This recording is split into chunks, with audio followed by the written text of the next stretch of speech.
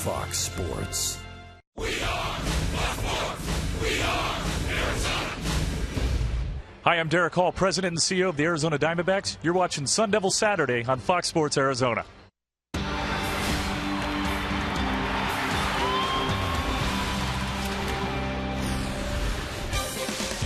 Chase Field in downtown Phoenix, Arizona on a Sun Devil Saturday as the Arizona Diamondbacks take on the Washington Nationals. It is game 2 of the 3-game series. And a big crowd on hand. It's Gerardo Parra bobblehead tonight here at the ballpark.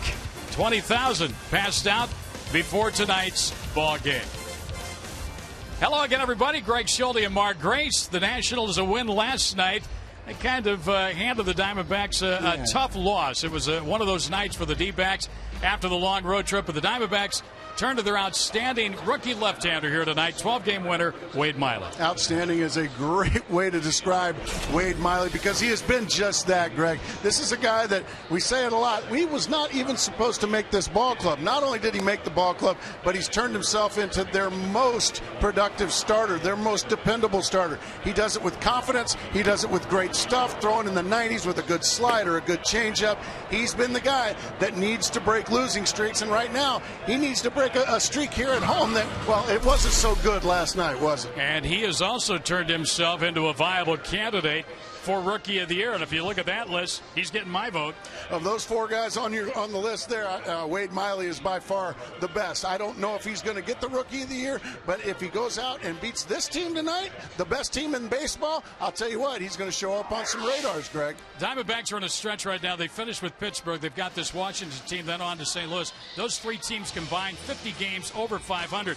But after that, a little easier road for the Diamondbacks, so to speak. So they think they have to get through these next 5 and play some good ball. Well, let's do some wishful thinking, shall we, Greg? How about go ahead and do well these last 2 games on this short homestand? Then you go to St. Louis, and if you can find a way to dig in St. Louis where you've had trouble in the past, now all of a sudden that schedule opens up, and you've got a chance to make your run. We'll see if the Diamondbacks can do exactly that.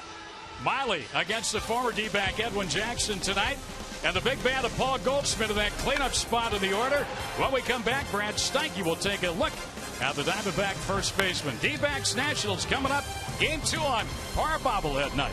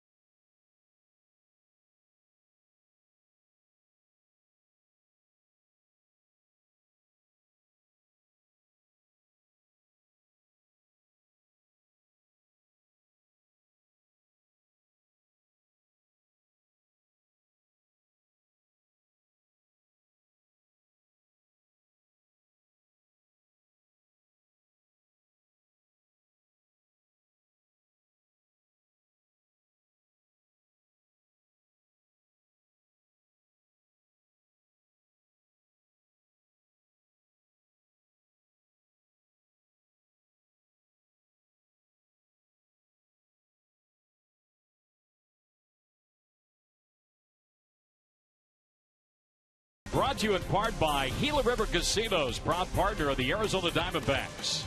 And by Valley Chevy. Who's your everyday hero? Nominate an everyday hero at valleychevy.com or at facebook.com/Valley Chevy. And welcome back to Chase Field, downtown Phoenix on a Saturday night. Game 2 of this very quick homestand for the Arizona Diamondbacks against the red-hot Washington Nationals. You know, there is no question the D-backs would not be in the position they are right now without the play of first baseman Paul Goldschmidt. He has been simply outstanding. After kind of a rough start, he ranks among the top 1, 2, and 3 in the National League among first basemen. He is number 1 in hits with 106 on the season, number 2 in average and RBI, thirds right there. He has 16 home runs, and it's our Geico quote of the game. Goldschmidt says nothing really has changed. He's just much more comfortable now at the plate with the Arizona Diamondbacks.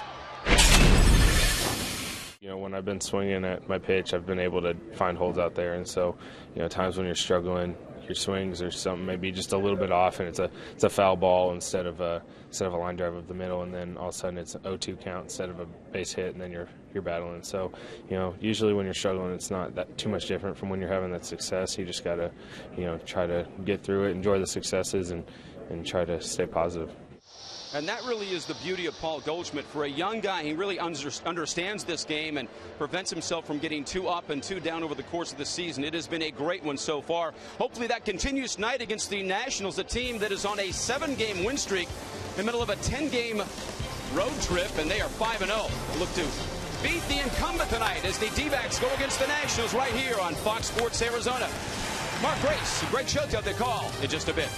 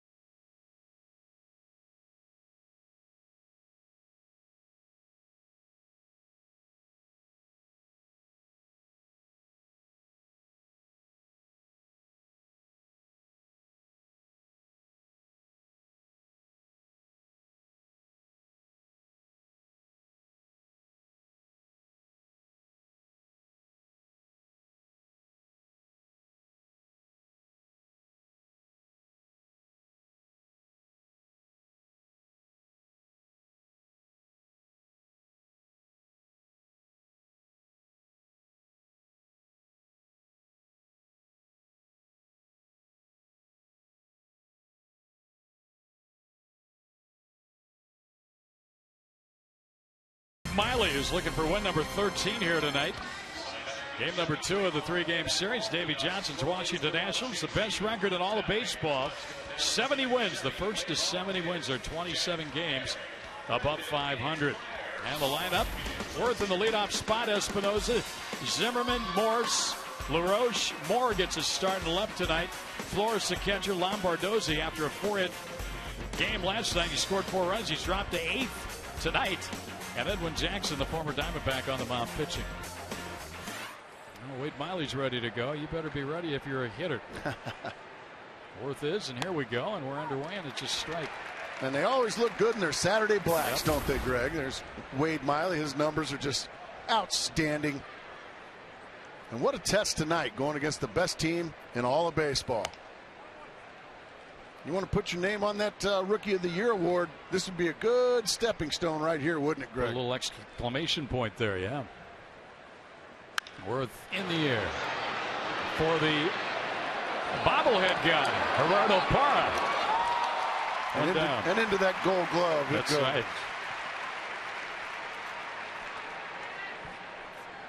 The Diamondback defense tonight. Parr's back out there in center against the right-hander. Kubel and Upton flank him in left and right. Third to first, Johnson, Drew, Hill, and Goldschmidt. And Montero and Miley the battery. Jason with those 11 outfield assists out there on left. Haven't been too many teams running on him. I guess after 11 tries, they said, well, maybe we better not take that extra base. Pretty smart. His arm in left and then Parra in center, huh? There's three really good arms in the outfield for the Arizona Diamondbacks. Upton, we've seen him for about 6 years now, 5 years. Boy, Parra, now Kubel. Probably behooved these Nationals go station to station. So Wade Miley out there looking for number 13 here tonight. Suffered a loss his last start August 6th at Pittsburgh. Gave up just one unearned run.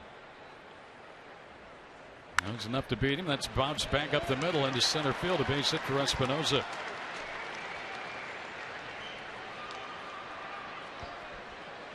Well, then now you start getting into that little dicey part of the order. And these are the RBI guys. These are the home run power guys, starting with Ryan Zimmerman. Speak of the devil, he hit a long home run here last night to give these Nationals the lead, and they never looked back. It was like that big home run with 2 outs last night off of Trevor Cahill seemed to be the backbreaker for the Diamondbacks last night. Was in the 5th inning, 1-1 ball game at the time.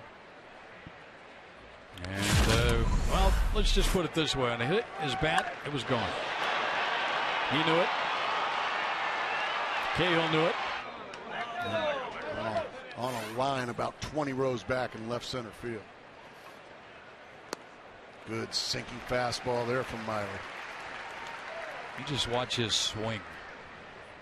I mean, when he does make contact, that ball has a tendency to fly. This is the guy batting behind him, Michael Morse.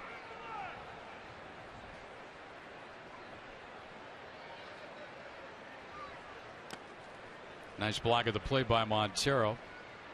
Miggy has really improved defensively, and that's one of the big areas right there. Blocking balls and keeping them in the plate. Not necessarily catching them, but just maybe having them hit off the body and dying there at the plate so it doesn't roll away and that runner can advance.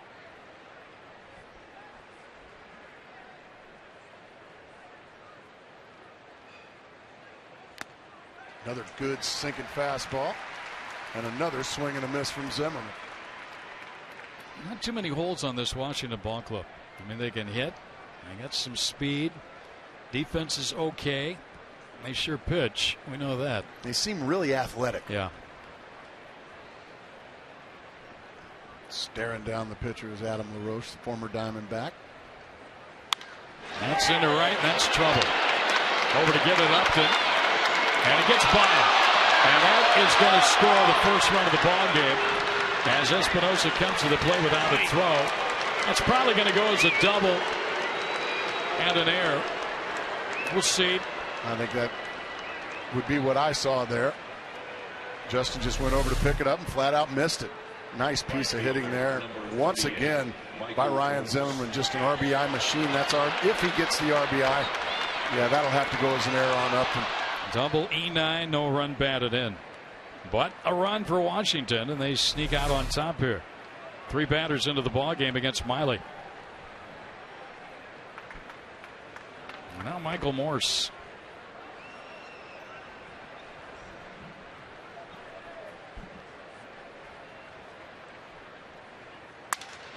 Broken bat into left, but right at Kubel for the out.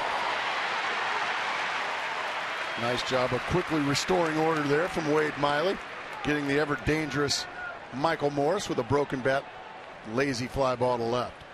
Well, 2 outs. In batting practice today, Michael Morse hit one above front row there. He hit it up in here. In batting practice. And if you just kind of pull back on that shot, I mean, that's a tremendous blast. Above the sign and into the area up there. That's the kind of power this kid's got. But Miley retired him for the second out. Now Adam LaRoche. Another big RBI guy. He's sitting on 74 this year. Good fastball. Jumping ahead. I think he is excellent for this young ball club. Don't you, Adam LaRoche? Yeah, him, Jason Worth, Ryan Zimmerman. Now he's been there through all the Washington years.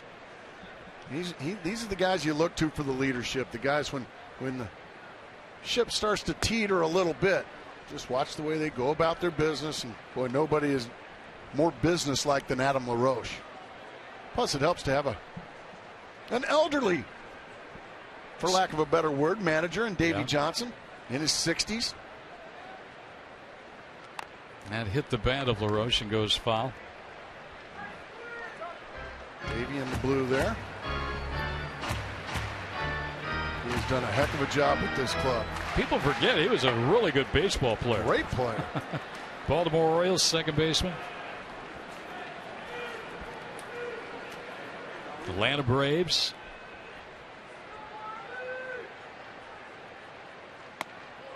Just inside, says Dan Iasonia. And Miley's seen the count go to 2-2.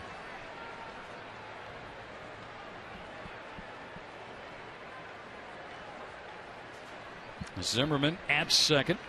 He had a double in the inning. Run came in when Upton couldn't play the double cleanly. LaRoche isn't running, so that ball's going to go foul and out of play. And the count stays 2 balls, 2 strikes. Big crowd on hand here tonight. Again, it's the Gerardo Parra Gold Glove bobblehead night. It's always good to see big crowd here on a Saturday night. Great game time, 5:10. I love the 5:10 starts. Bobbleheads everywhere. And everybody hoping the Diamondbacks bounce back from a tough one last night. Washington right back out on top here in the first inning. Washington's gone 5-0 on this road trip through Houston and one leg in here against the Diamondbacks. It's 10 games set. And they'll go from here to San Francisco.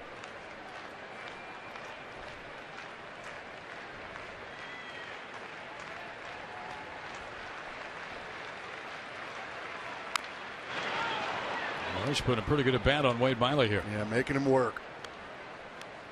Miley's already hit 20 pitches in the inning, and it's a 7-pitch at bat against Adam LaRoche.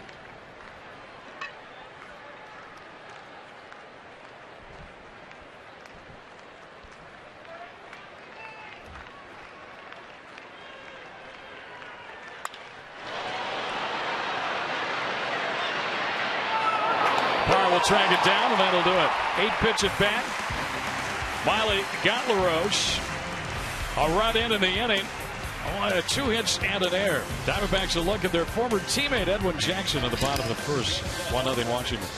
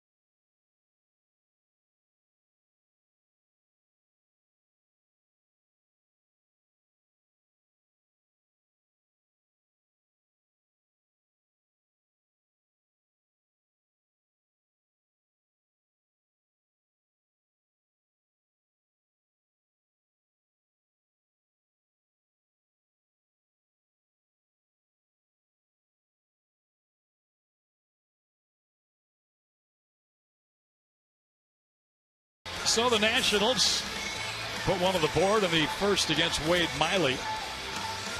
Now the Diamondbacks turn here in the bottom of the first inning. The first two hitters ready to go against the Washington starter, Kirk Gibson. You see his ball club back in a winning column tonight after a kind of a stinker last night, a 9-1 loss against Washington. That was one you want to forget quickly. Let's take a look at the Mazda starting lineup for the Diamondbacks. Drew Hill, Kubel, Goldschmidt, Upton hitting fifth, Montero, Johnson, Parra, and Miley. Edwin Jackson, who threw a no-hitter for the Diamondbacks back in 2010, and they go for Washington. One of 5 really good ones that Davey Johnson sends out there every night. One of the harder throwers in the game. He can run it up there in the mid to high 90s as well with a slider and a changeup.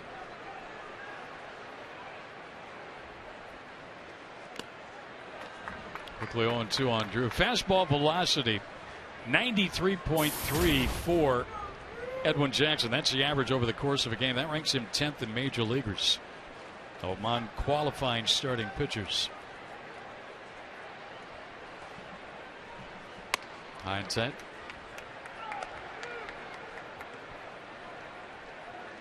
Edwin was here just that 1 year, but what a nice kid he was. Yeah, really a good guy. And Drew fouls him. He broke into the big leagues. Dodgers called him up, and he pitched his very first game here against Randy Johnson and the Diamondbacks and beat the Diamondbacks on his, I believe it was his 20th birthday. I remember that. I was on that Diamondbacks team that he beat. He's really kicked around. Got himself a World Series ring last year with the St. Louis Cardinals. And Drew on the ground foul. By the way, just back to last night's game with Drew at the plate. Remember that error that he was charged with? Yes. On that throw, they've now given that error to Albers. I think that's justified. So we both agree on that. It's a little house cleaning from last night's game. There wasn't a whole lot that went well last night, but I think that was probably the correct decision made. And I doubt if Matt Albers really cares. He probably knows he should have made the He kind of swung and missed. Yeah. Drew strikes out swinging to start the night for the Diamondbacks. Pretty change up there from Edwin Jackson. Quickly one out.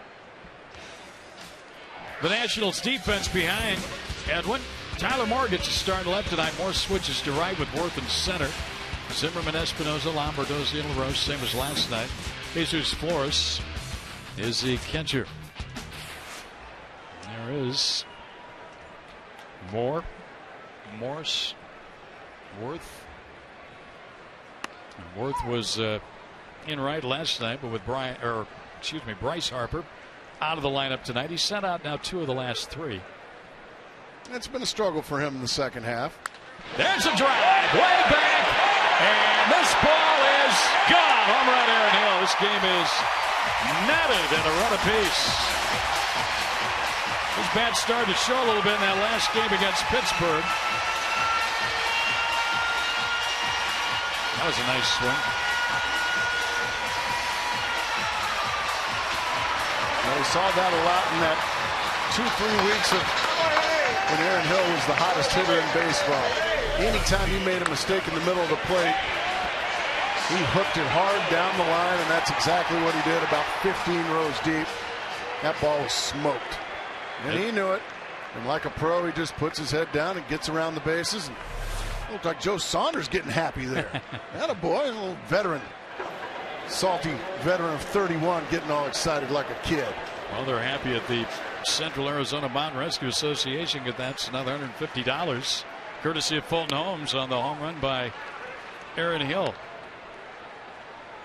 1-1 on Kubel. That is the 18th home run given up this year by Edwin Jackson. That ball kicks all the way back out to the pitcher. Just go ahead and use it again there, Edwin.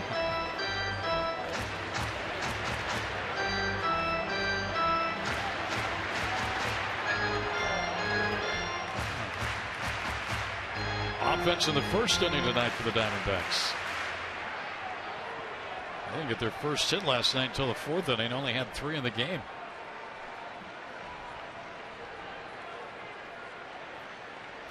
Yeah, as we said, last night was one to forget. Yeah.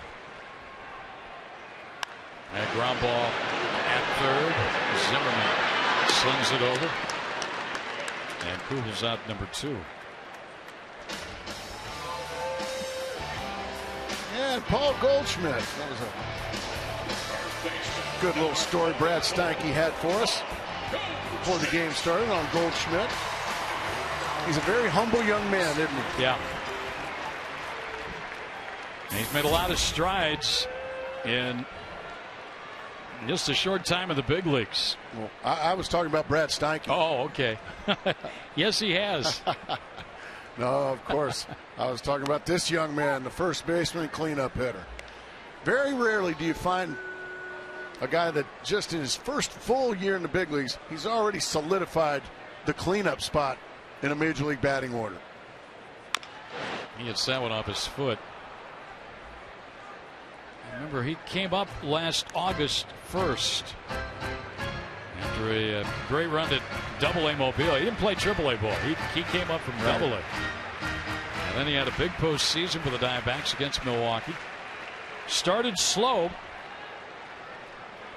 but has really picked it up since May 17th.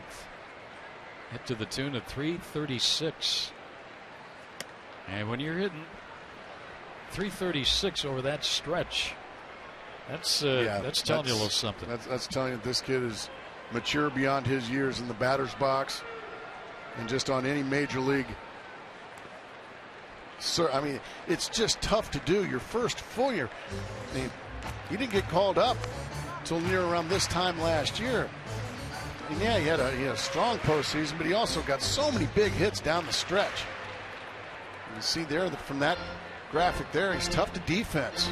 You can't set your defense one way or the other, and you can see out to the outfield, everybody just straight up.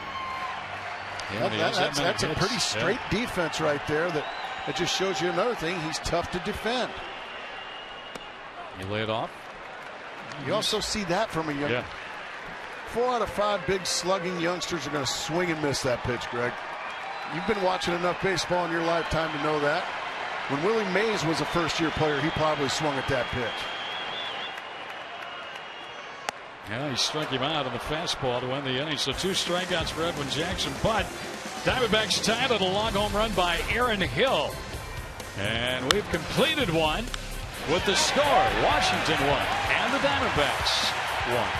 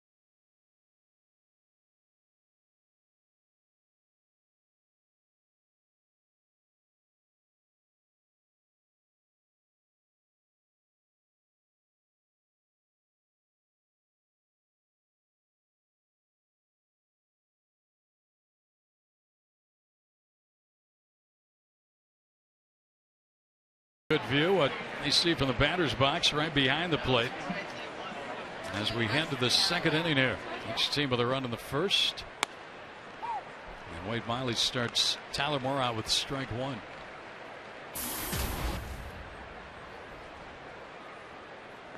Well, you got a Louisianan against a Mississippian here. Wade Miley out of Louisiana and Tyler Moore out of Brandon, Mississippi. Ground ball off the end of the bat, kind of a cue shot. He grabs it, throws him out one away.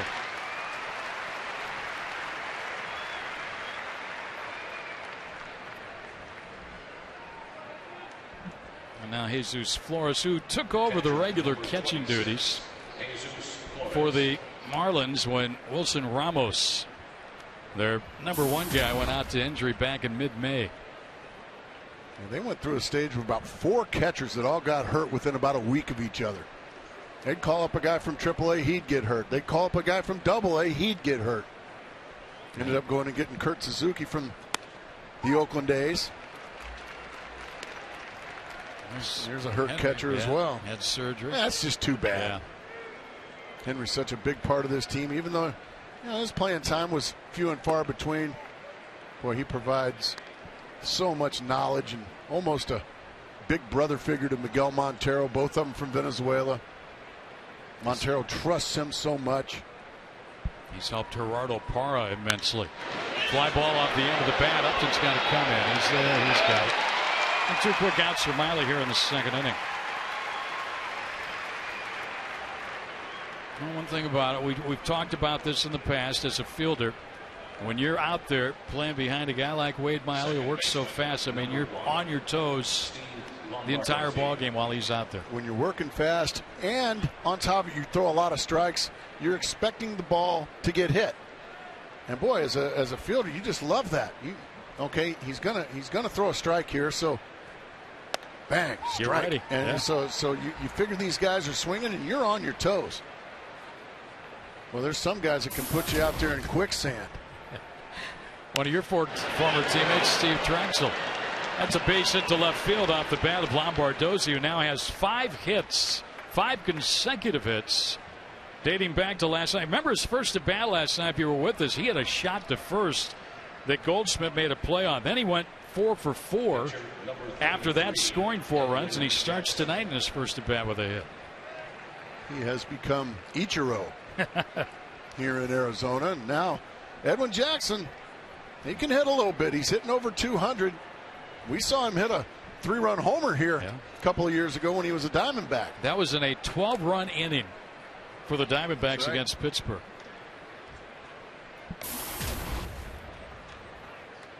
Eight hits on the year for Edwin. He's a career 188 hitter.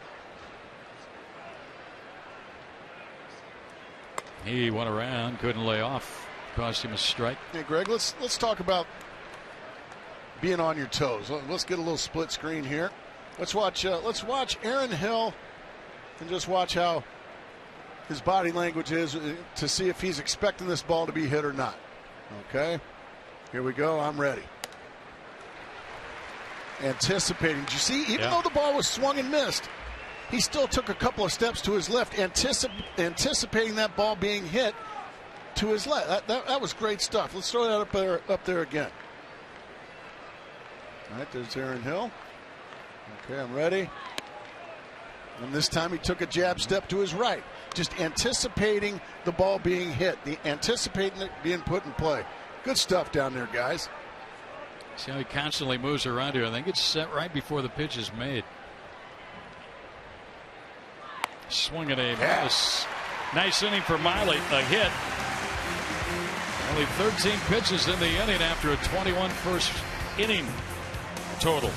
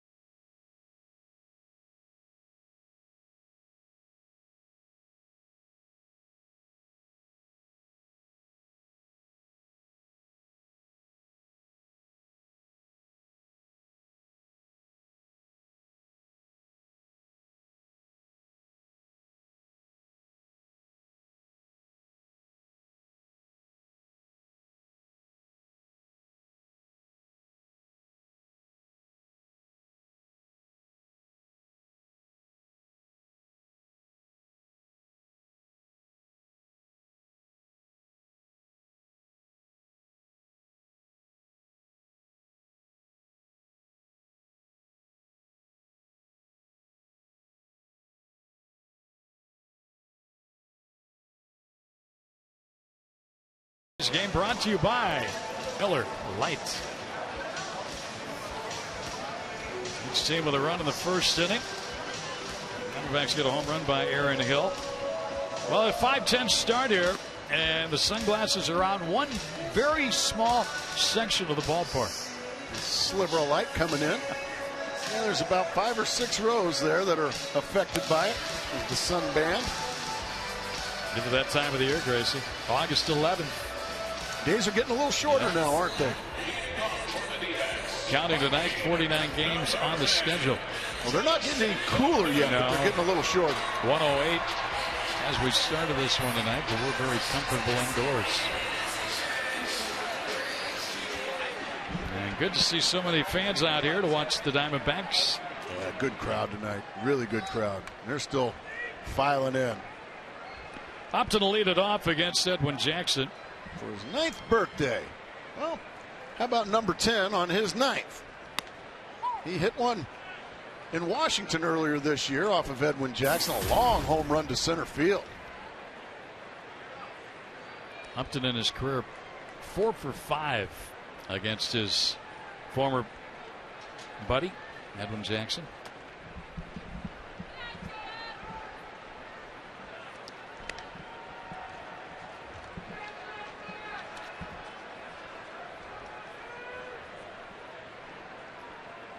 One thing about when Justin gets on, he usually scores a run. One of the league leaders in that category. Did he go? He's held up. Looked like the Diamondbacks might have got a break on that. DJ Rayburn saying no. Usually these big, strong guys, once they get that bat speed going, it's tough to check it up. So now 2-1 and probably a fastball count here for Justin. Down to third, and Zimmerman can't get it. Justin's going to get a couple. And if anybody doesn't go to third base, they'll go to third, but now they go over there. And that's a good way to start the inning. That'll probably go as a double, even though Zimmerman will tell you I should have made the play. It was a very difficult play, folks. He got the fastball we were talking about, Greg, and he chopped it. But you got to go to the backhand side, and he decides to do a do-or-die play on the backhand side. And once that ball hits his glove, that makes it a fair ball. And then it's off to the races for Justin Upton. Yeah, that'll be a off-the-glove double, if you will. And the Diamondbacks off to a good start. Well, yeah, Miguel threw his bat last night on a swing and miss. Launched his bat over the first base dugout. And evidently that lucky fan caught it. Miguel was a little dangerous last night, wasn't he? You're going to be off tomorrow, and in the seat you occupy tonight will be Hall of Famer Joe Garagiola Sr., and I'm sure he'll have some words about Mickey. A couple of foul balls that almost got Joe and Audrey last night. Back-to-back pitches. I mean, he was shooting balls right back at Joe and his beautiful wife Audrey, and then it was Miguel also hit the foul ball that did the damage to Dale Scott, the home plate umpire. And we found out last night, Greg, that Dale Scott did leave the game last night with a concussion. So we're all thinking about Dale Scott. Boy, he took a shot last night. And he's one of the real good guys. So feel better, Dale. Further evaluation on him. He's out obviously for the series, and they'll keep a close eye on him. There's a shot to the gap.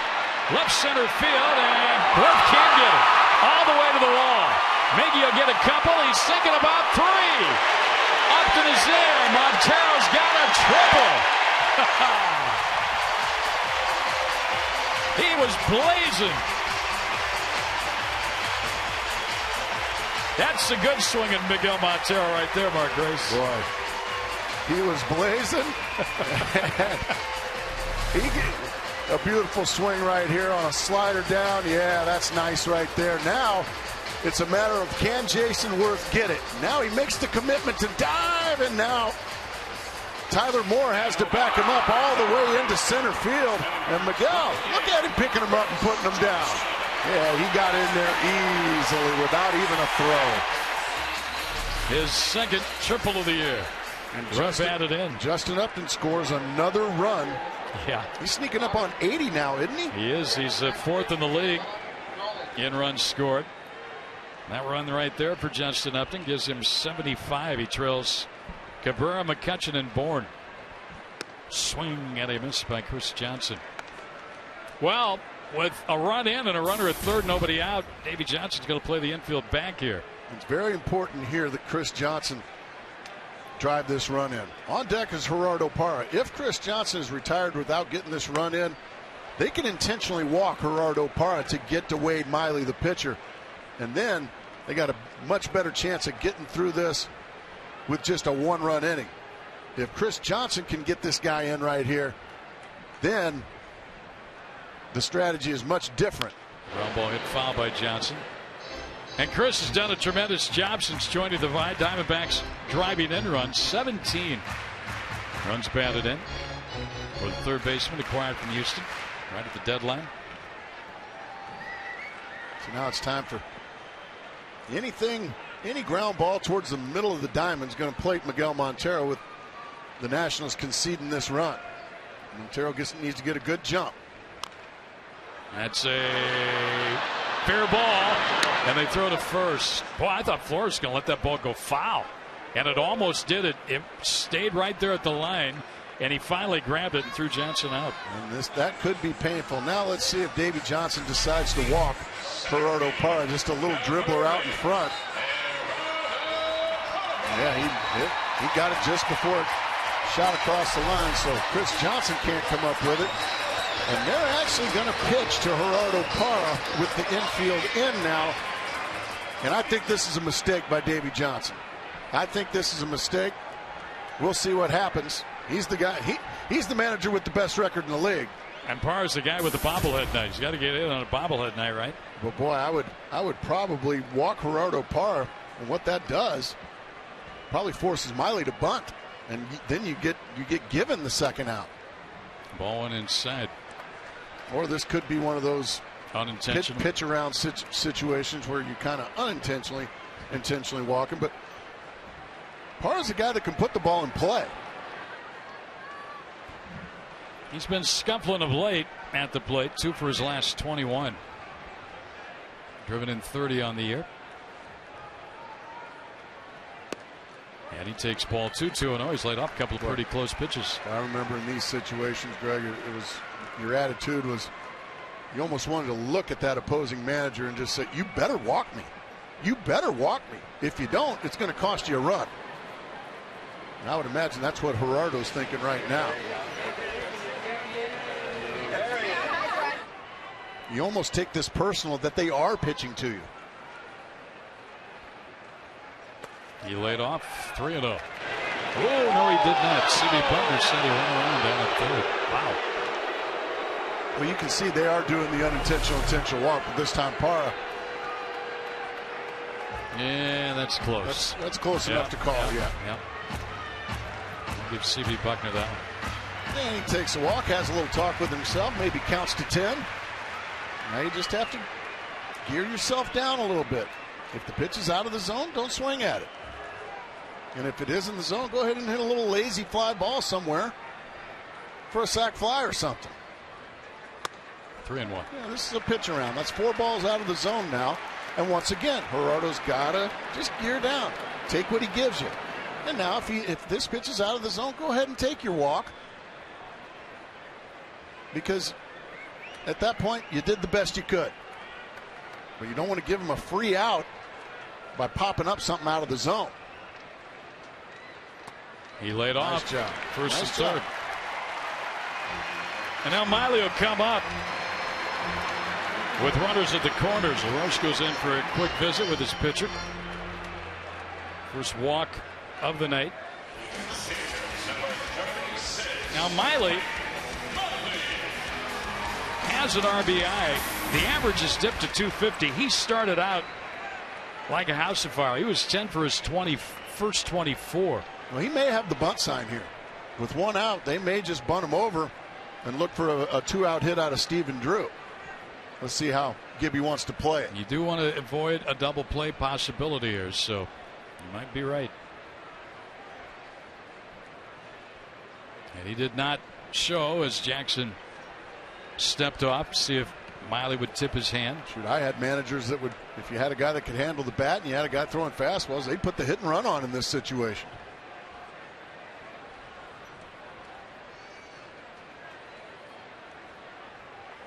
He takes it high, ball one. Miley won for his last 20. Now, as far as sacrifices, he's got 5.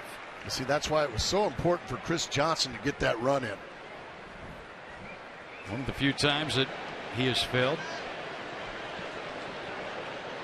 And he flashing the signs down at third.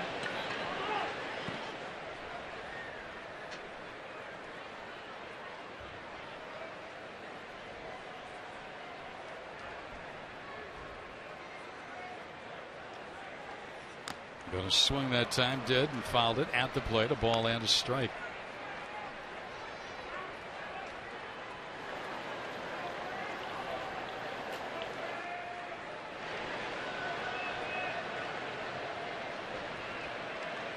Diamondbacks have snapped a tie on a RBI triple by Montero. He got Upton into a double. I think he's at third base. At first base, Parra, who walked.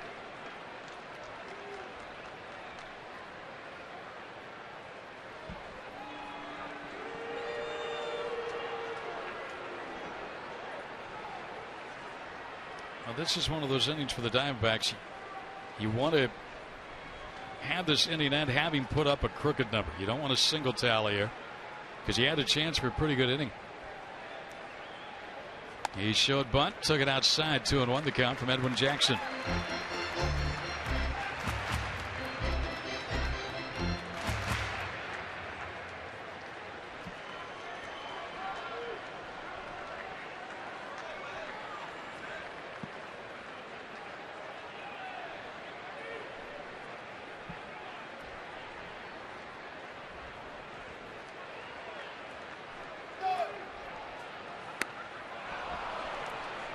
Now Miley's got a 2-2 count. Jackson will be shooting for a strikeout here. Him bunt on 2-2, Gracie? No. Okay. No, I'm taking my chances that Miley can find a way to put it in play.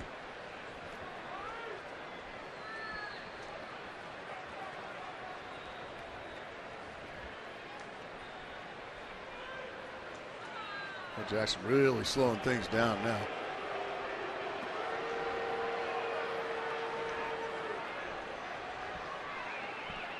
Jackson 6-7 on the year.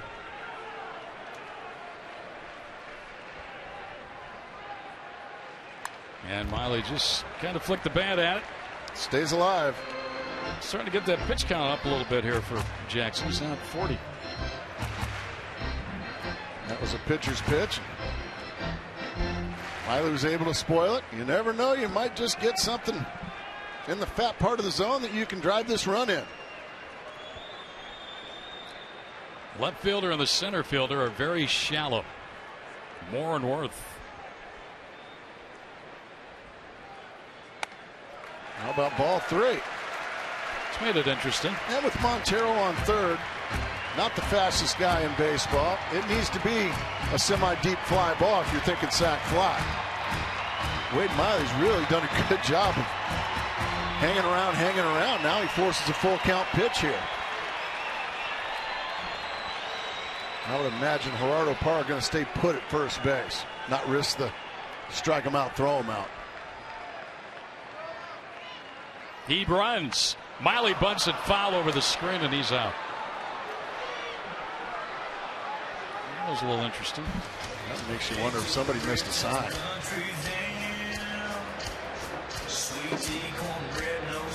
This goes as a strikeout on the foul of 2 strikes on the bunt attempt. That's going to leave it up to Drew with runners at first and third.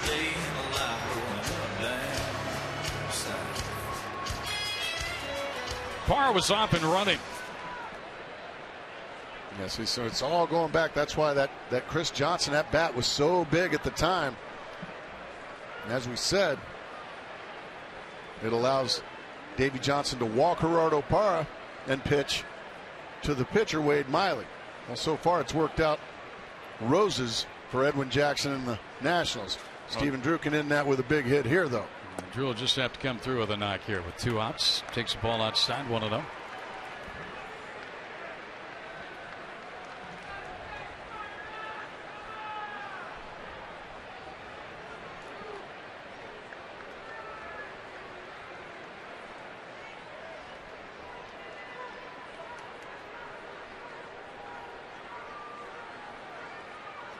Drew, base hit right field. He does come through.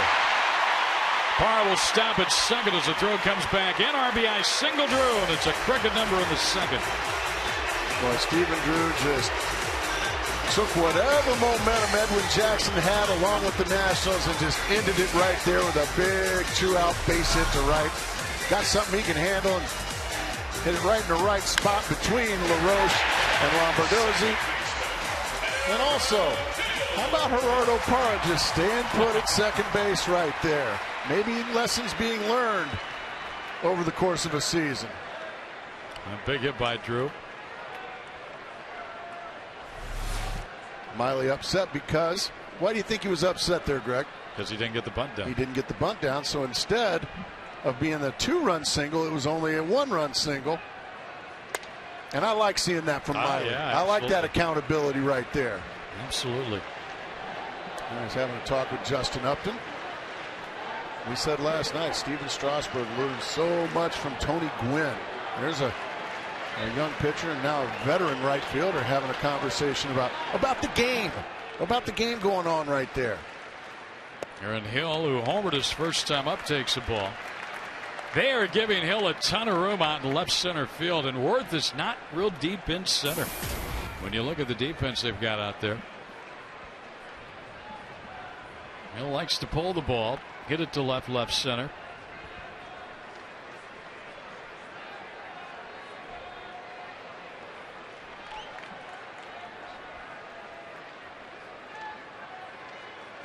And a ground ball is short here. Espinosa at the play at second base for the force out, but the Diamondbacks scored a couple. Montero got one home with this triple. He backs up 3-1.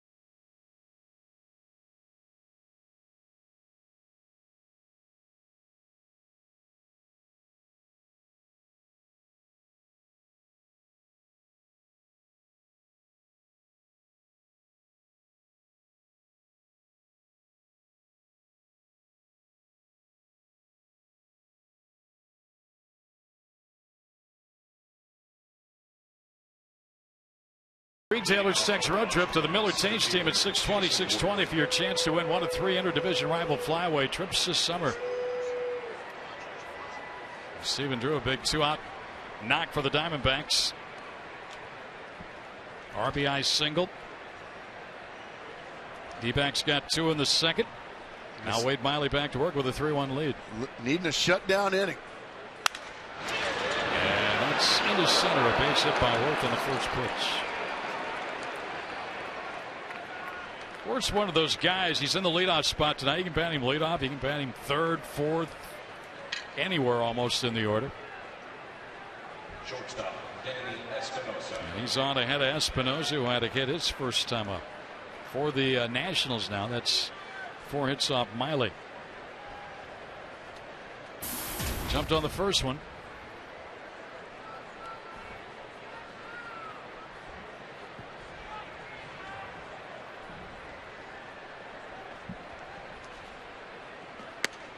good fastball jumping right back ahead is Miley.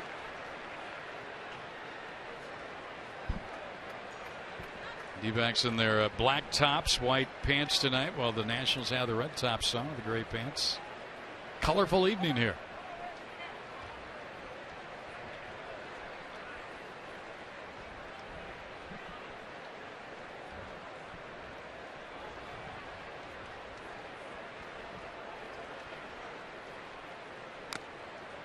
Another good fastball. This time he threw it right past Danny Espinosa, this time in the inside corner. So he's gone outside corner, inside corner. Now I like that slider. I think the slider might be the pitch here to either get the strikeout or the double play ball. A well-executed slider. Well, they want a high fastball. Let's see if he delivers it. Ooh. Sometimes you miss your spot and it's a good thing. But a big 3-pitch strikeout right there. And that's right there. It was a little lower than Miguel wanted it, but it was right on the inner third. And that one froze Espinosa. And the less guys on base for this guy, the better. Ryan Zimmerman. That is a fact. Doubled to right field his first time up, and when Upton could not field the ball cleanly, booted it. Espinosa came in to score. Upton was given an error. Washington jumped off to a 1-0 lead, but the Diamondbacks have since scored 3 runs to take a lead here.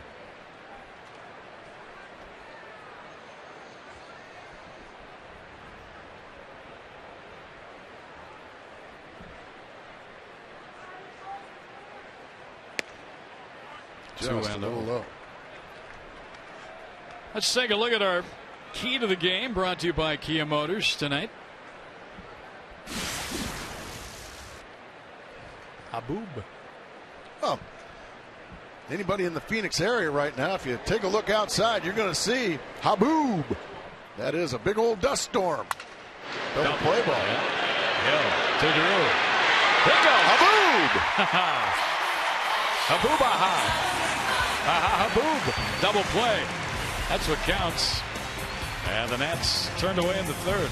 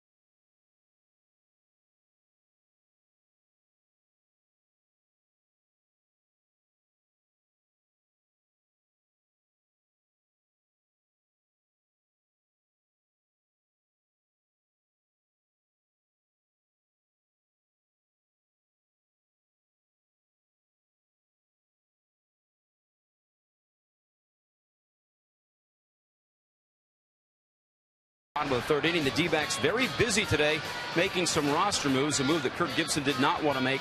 Willie Bloomquist, the veteran infielder, has that bad back, just couldn't get it right. He was placed on the 15-day DL. They also designated Mike Zagorski for assignment. He'd been struggling as of late. They welcomed to the big leagues Jake Elmore from AAA Reno, and also Brian Shaw recalled, talked to Brian before the game, and really that cutter just wasn't working exclusively for him, so he worked on a lot of pitches down there in Reno. The slider, the split finger fastball, and he said he gained some confidence in those pitches. That was the one thing that Kirk Gibson felt he needed to work on. He was relying too much on that cutter, but he is back. So is Jake Elmore and Willie Bloomquist on the DL guys. Okay, so the roster moves made today. There's Jake Elmore. He's 25 years old and a product of Arizona State University.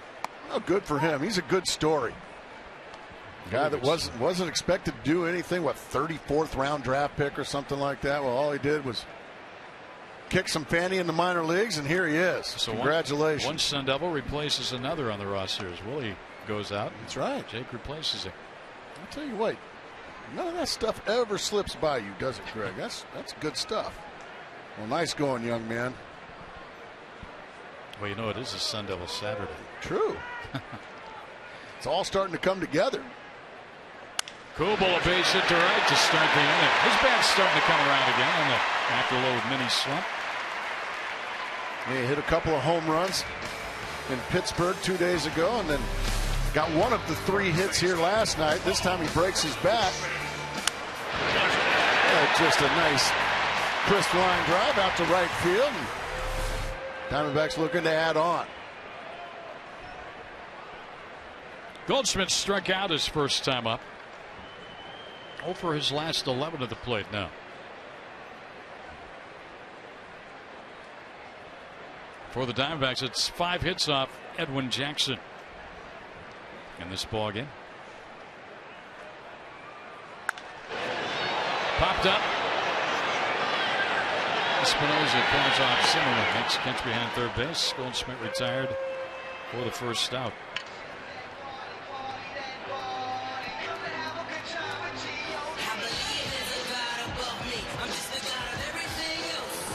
Now Upton, who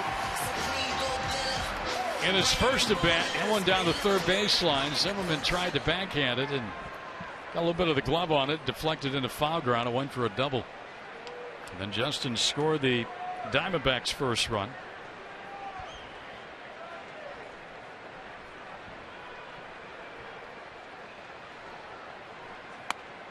A ball inside. Anytime the Diamondbacks score 6 or more, that's runs. Taco Bell gives away 3 free tacos with the purchase of a large drink between 4 and 6 p.m. the following day at participating locations. Well, we're halfway to tacos, folks. And tell you what, these Washington Nationals, they don't give away too many tacos. This is a really good pitching staff. Yeah, we all do. I want them. In center field, Worth back, over his head, up against the wall. Kubel on his way to third. Matt Williams will hold him down. Another double by Upton. Well, that ball jumped off his bat. That's more like the Justin Upton that we've seen. That ball, a rocket off the bat of Justin Upton. I mean, Jason Worth, he just turned and ran. Bang! And he has no chance of getting this ball way over his head. What he does well, though, is he plays it cleanly, gets it back in quickly. And Kubel has to stop at third base, but Miguel Montero with another RBI opportunity. He's already driven in 1 here this afternoon. Well, I guess it's evening now. But how about an RBI triple his last time up? Yeah. To left center field. Well, Miggy now has driven in 67 on the year. That's the most RBIs among catchers in big leagues. Big swing and a miss there. A good fastball in on his belly button from Edwin Jackson. Montero has been an offensive juggernaut since last year. He's second in games played. Molina is number 1 in games and hits. Montero's second, but Miggy leads in runs batted in and extra base hits. 85 extra base hits since the start of last year. And this season. And once again, these Nationals are conceding the run. Davey Johnson figuring it's early enough. I don't want to bring him in too far and possibly give up too big a hole for 2 runs. But any ground ball will make it a 4-1 ball game. I think Flores got fortunate there. That ball got underneath him, but it hit the boot of umpire Dan Iasongna and stayed right there. This could have easily been a wild pitch.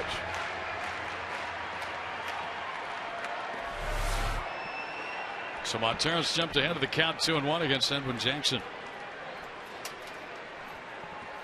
Kubel with a single, Upton with a double, 1 out, second and third.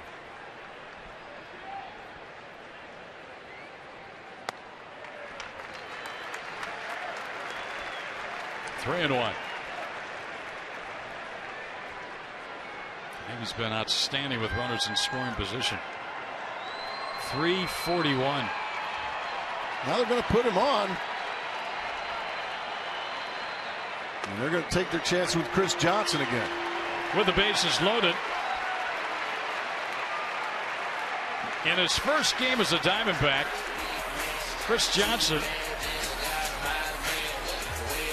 in his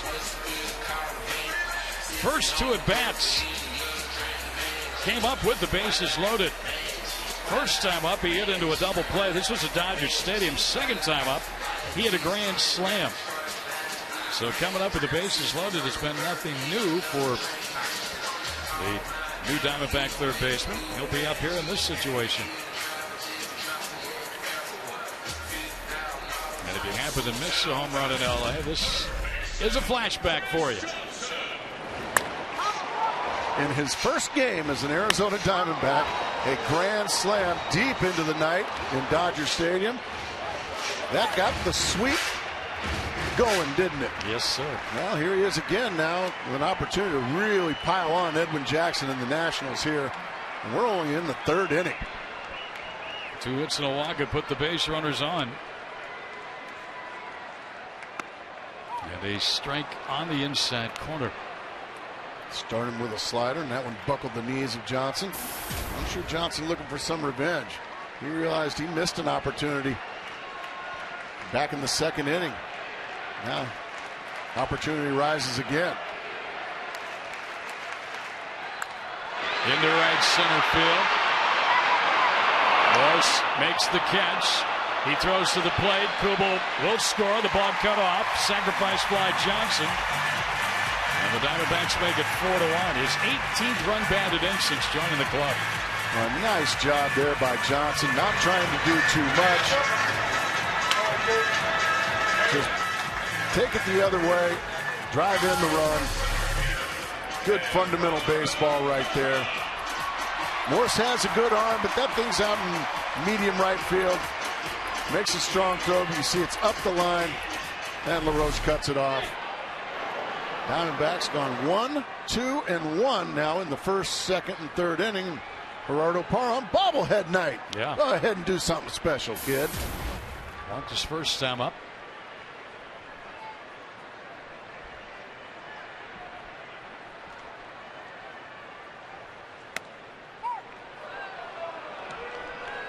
Called a strike. High strike. Parra gets gold. Yeah, if he was an Olympian.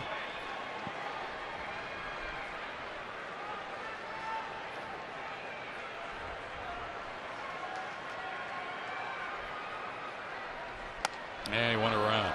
That's strike 2. Well, on a bobblehead giveaway night tonight, time for our Nissan Text Poll. What is your favorite giveaway? Is it a cat, a bat, or a bobblehead? Bat, cat, bobblehead. I bet your bobblehead wins. I would say bat. They used to give away bats when I was a kid. Me and my brother would get them. Then, of course, we'd go home, beat the devil out of each other with them. So needless to say, we were never allowed to go to bat day anymore after that. Doctor could only put so many stitches in us. 1-2 on Parra now. Run into the inning. Seems like people like the bobbleheads these days, don't they? Yeah. They're fun giveaways. I want to go D. Lucha Libre mask. That was great. That was a big league giveaway. Yeah, they still have them. That's a whole family full right there. Parra now backs out.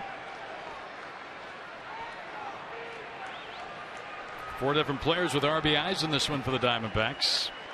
Hill, Montero, Drew, and Johnson. And Parra comebacker knocked down by Johnson, and a low throw to first, and LaRoche did get the foot down in time for the 3rd out. But the Diamondbacks score a run. They'll leave a pair. And after 3, they're on top of the Nationals 4-1.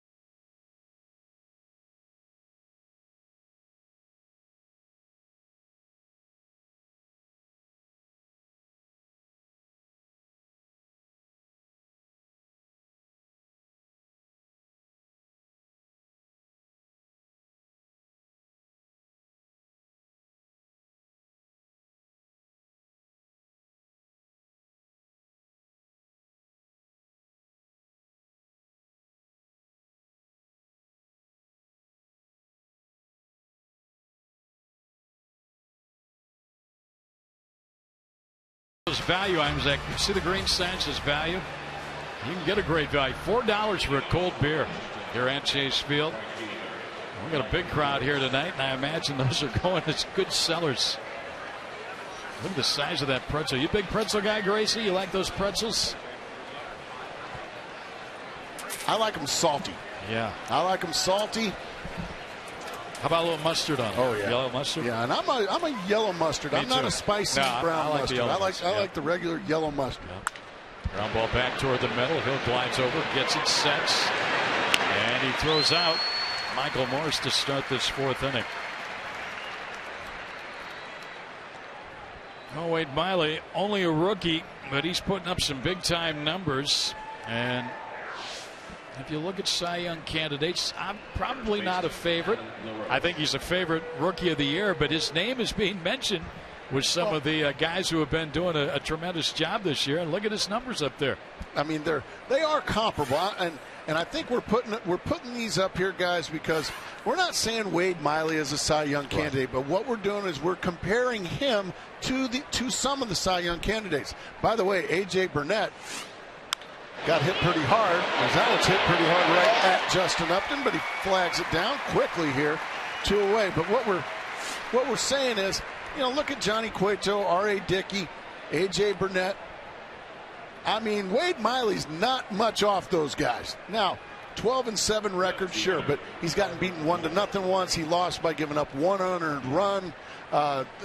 And there's 10 starts left or so. What we're saying is, no, we're not saying Wade Miley's going to. We're just trying to compare him to some of the guys. It's still a wide open race, I think, is what we're saying, right, Greg? Absolutely.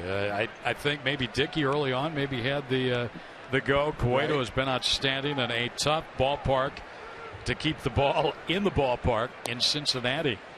And then, some of the others. And there are a few more in there that we could even throw in. But, for a kid who's wasn't even in the rotation until late April, early May. A liner to left is going to sink in front of Kluber for a 2-out hit by Tyler Moore.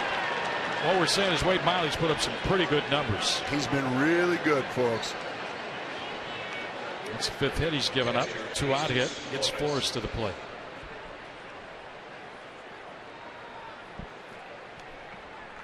Forrest fly to right his first time up.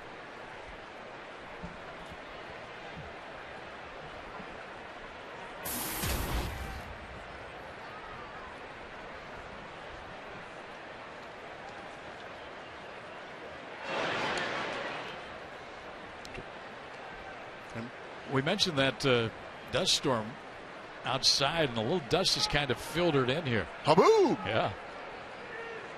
At the top of the stadium. And we were talking about Wade Miley and the Cy Young candidates and whatnot. And I kind of want to admit, I don't know about you, Greg. We haven't seen a lot of them, but I really like the guy that just got that base hit, Tyler Moore. I like the way he plays the game. I think he is going to be a really, really good one. Well, they got him in the lineup tonight. Bryce Harper has been struggling. And Davey Johnson wanted to get more into the lineup against the left-hander. Back-to-back years in the minor leagues of over 30 home runs. Yeah. He's a big kid, no doubt about it. To the count here. I mean, 6'2", 215 out of Laurel, Mississippi. He just got a hit off of a Louisiana.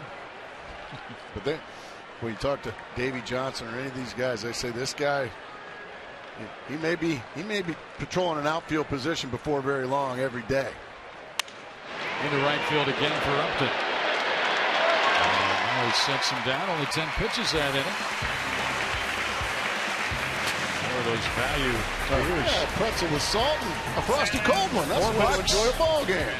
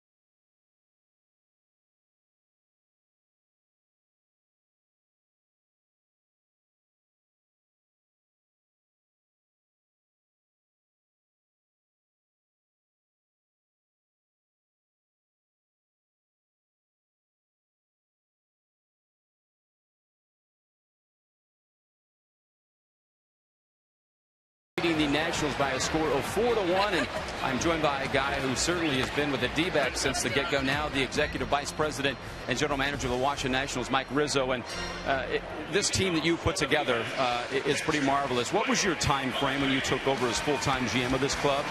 Well, when we took over, we were in a downswing. We had just come off a pair of 59 win seasons. We really revamped the scouting and player development departments in our front office. That was really the first and biggest move that we made, and most bold move. And then from there, we tried to chip away at build ourselves a minor league system. We went from 30th in Baseball America's farm systems to #1 last year. It allowed us to make the Gio Gonzalez trade for 4 of our prospects for Gio.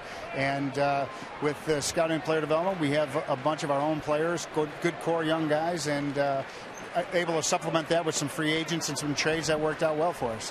Your offense speaks for itself, but your pitching staff has been phenomenal. How much of that was a part of your plan? Well, that's always a plan. When you have a rotation, a good starting rotation of good young controllable guys, anything's possible. And if you don't have it, then nothing's possible. So that was the first order of business, is to get together a rotation that we could count on and be proud of. And out of the 5-man rotation we have right now, 3 of them were scouted, signed, and developed by us. Edwin Jackson, tonight's star, was a free agent, and Gio Gonzalez was a trade for 4 of our good young minor league players. The upside of lean years is good draft picks, and Bryce Harper was certainly one well spent. What have you seen from this young man so far?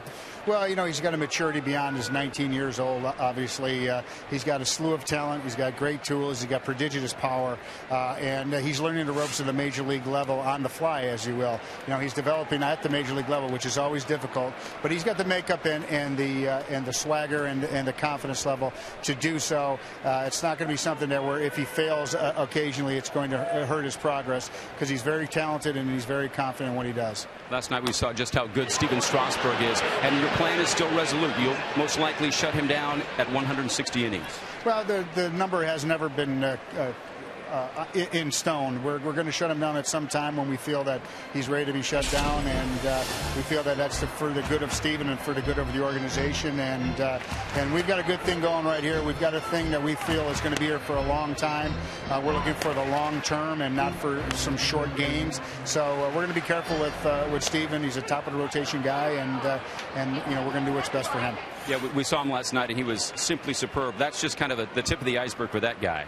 Right, he's got a great talent, and he's got great skills, and he's got great makeup. So you put those 3 together, and he could be anything he wants to be. You were a big part of getting this franchise off the ground and helping its farm system. Just sense some pride in what they did last year and the group they've got over there as well. Well, they're always near and dear to my heart. This group, this city, gave me the opportunity to become a front office executive for the first time. Kind of pulled me off the road as an area scout and made me a front office executive. So there's still several players in this team that I'm very close to and love to see them do well. And the ownership group here has been great. They were great to me. You guys got a great general manager in Kevin Towers, who's done wonders with the franchise and will continue to do so. And I feel I have a sense of pride with these guys, and they make me very nervous. Mike Rizzo, always great to talk to you. A job well done, and you're wearing the old purple, I think. Yeah, well, it's, coincidentally, yes, I am. Guys, back to you. One of the great baseball minds, Mike Rizzo. All right, thank you very much, and a nice interview with Mike Rizzo there, whose father, by the way, Phil, is a senior advisor for the Washington Nationals. It's a good baseball family. Is Brad's mic still open? Is he still with us? Is he still with Mike Rizzo? No, looks like he's off. Oh man, I was gonna talk about Phil Rizzo, Mike's father. Count is 3 balls, no strikes here on Drew after Miley grounded to short to start this inning. Phil Rizzo, as far as that Steven Strasburg stuff, whether to. I mean, if Phil Rizzo is one of those guys, Greg, that if you get hurt, even if you have Tommy John surgery, just rub some dirt on it. You'll be just fine. And I was going to see if Brad would, and I'm sure Mike Rizzo would say, oh, yeah, my dad would say that all right. I mean, Phil Rizzo been a scout in this game longer than I've been alive. Long time. Good man. Good baseball people, the Rizzos. Drew draws a walk, and that's the 3rd given up by Edwin Jackson. By the way, of the 40 employed this season by the Nationals, 35 acquired by Mike Rizzo, either in his present GM role or in a high-ranking executive position. So he has really turned ththings around for the Nationals. And they are sitting on a Major League high 70 victories coming into tonight's ball game. But the Diamondbacks at the moment leading 4-1. It's always nice as a executive that your ownership and your bosses believe in you enough for you to not only come in and do things, but hire what you feel are the right people to get this thing turned around. And boy, has Mike Rizzo done that and then some. It's high and tight here to Aaron Hill, who's got a home run tonight, 1 for 2. His home run was number 14 on the year. And also during that interview with Brad Steinke, you and I noticed the pitch count for Edwin Jackson is starting to climb. He's already at 76 pitches here with 1 out in the 4th. This is kind of an Edwin Jackson type ball game. And he does throw a lot of pitches. Diamondbacks have 6 hits off of him. Drew runs. The pitch is a strike, and Drew is out at second base, going in head first.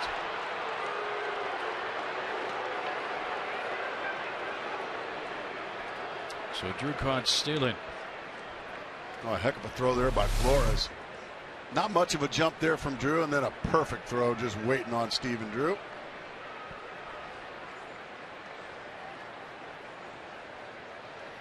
Bardozzi took the toss. 2-4. Now nobody on. 2 out. Way outside. Our Chaz Roberts air conditioning cool play of the game. This off the bat of Aaron Hill to tie it at 1 in the first inning.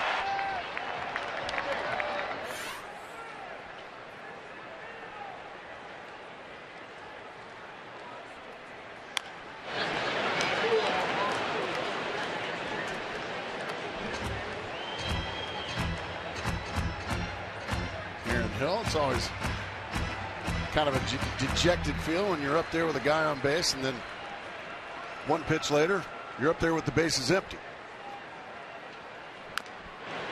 Especially when you've homered tonight.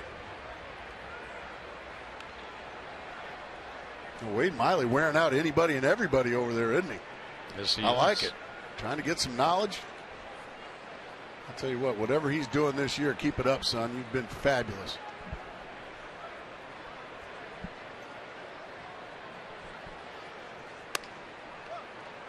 3-2 count. That was the count of the night last night, 3-2. I think we counted there was 44 3-2 counts last night. There are a lot.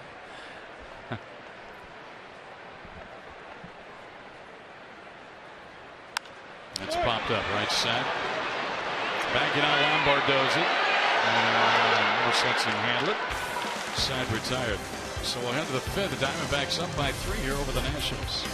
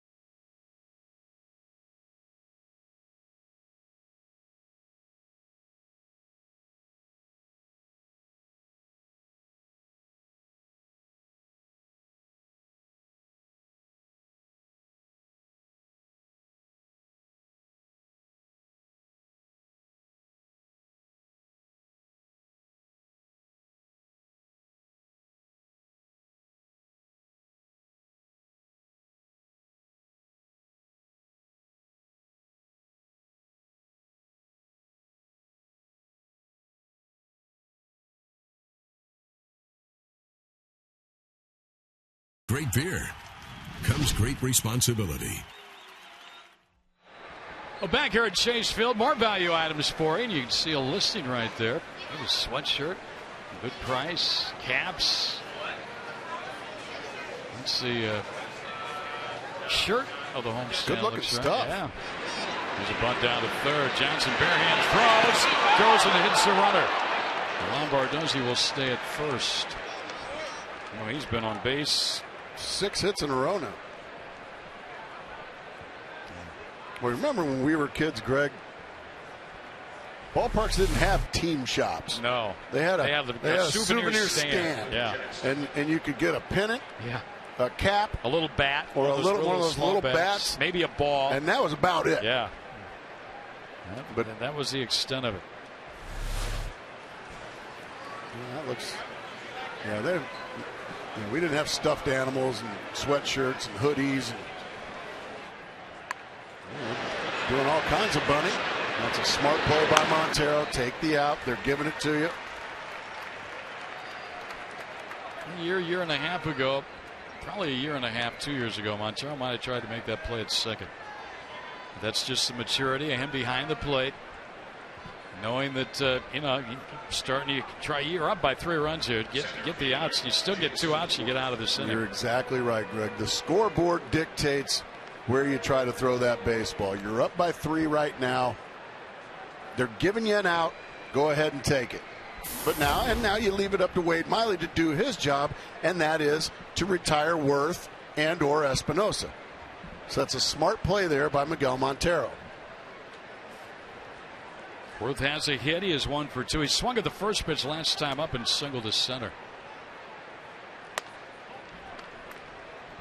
All the talk in this series about guys like Harper and Strasburg and Zimmerman and Morris, LaRoche, Espinosa. Nobody was really mentioning Lombardozzi, but he's been a big thorn in the side of the Diamondbacks last night and tonight.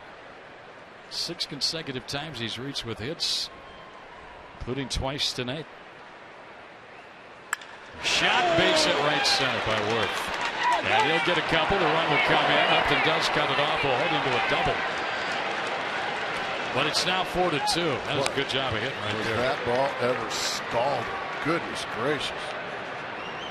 Wade Miley went right down the middle with a fastball, and he learned a quick lesson from Jason Worth. Man, was this ball hit.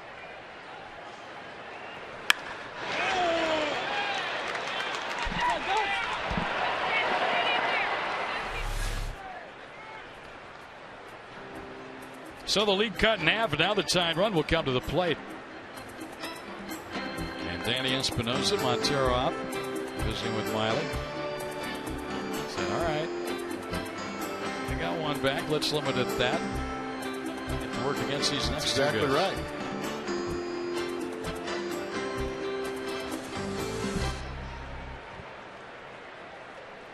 Let's take a look at our high-speed pitch tonight, brought to you by CenturyLink. Velocity of Miley and Jackson. Edmonds hit 95. Wade 92. There's that fastball in. He struck out Espinosa on 3 fastballs in his last time up. He goes right back in there to jump ahead 0-1.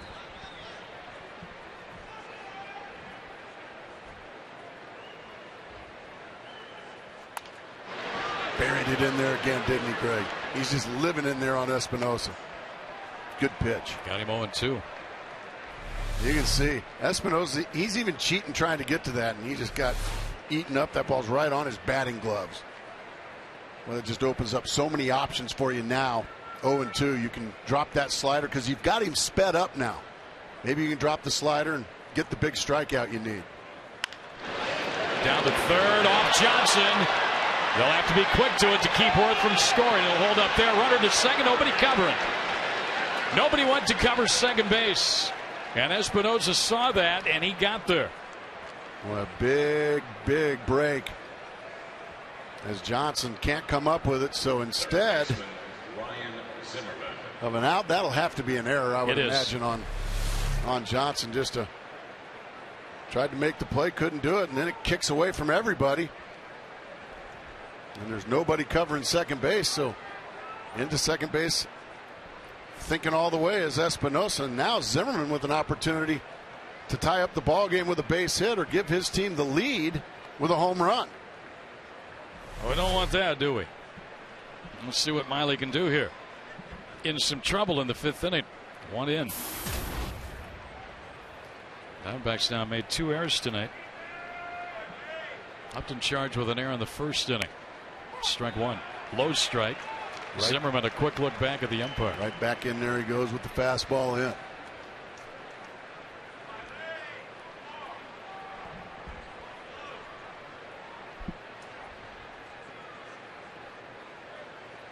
Well, what a turning point this has now become. Only 1 away. Out of play, strike 2. Boy, Zimmerman disgusted with himself right now. That was the pitch he was looking for. And he got it, and he missed it. I mean, he is ready for that. Oh, Wade, don't throw those anymore. Once again, I think it's time to drop that slider, but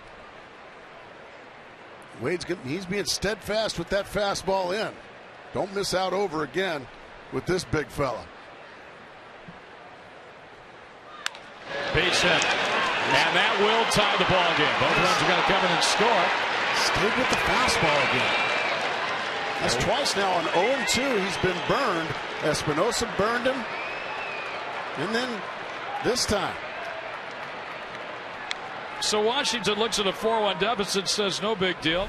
We know we're good. We've won 7 in a row. We'll just bounce back with a 3 spot, which they have. Yeah, especially after that last swing, you saw that Zimmerman was right on those fastballs in.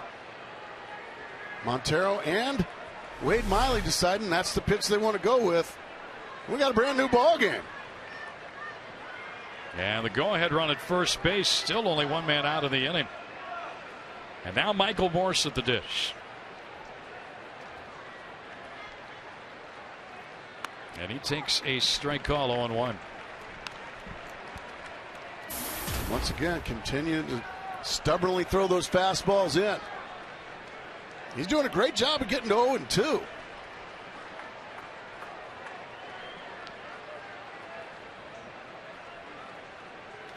Into the dirt, blocked by Montero, but the runner will go to second. Miggy throws it into center. Now the runner trying for third, and Parra just wisely. Wow, this game has gotten ugly by the Diamondbacks. Miggy, no reason to throw there. Boy, an error let him right back in. Now another error is going to give these Nationals an opportunity to take the lead. Yeah, there's just no play here. Zimmerman, a great read. There's just no play. I think a lot of times frustration can set in an inning when you have it going this way, and then you try and maybe do a little too much. And I think maybe that's what Montero tried to do there. Really had no play at Zimmerman. The infield is forced to move in here. And Morris promptly rifles it to right center for an extra base hit. That puts Washington on top. He's on his way to second with a double. And it's a 4-run 5th inning and a 5-4 Washington lead. Well, this didn't take long. Wade Miley really learning a valuable lesson about throwing the same pitch every single time to these right-handed hitters. That's about maybe if he's thrown 15 pitches in this inning, there have been 14 fastballs in. He didn't get it there. And once again, he got burned badly. And they're not trying to do too much with it. They're just wherever that ball's being served, they're taking it that way. Worth did it. Yeah, they're not up there swinging for the fences. Morse did it there. And now, mind you, Wade Miley has gotten hurt by 2 errors in this inning behind him. Don't want to neglect that. But then again, he's got to pick those teammates up. Well, he's falling behind in this one, and Washington a chance to add even another one. They put 4 on the board here in the 5th. They had a 4-run 9th inning last night. And the Diamondbacks going to get Brant Bergeson, recently recalled from Reno, up loosening in the pen.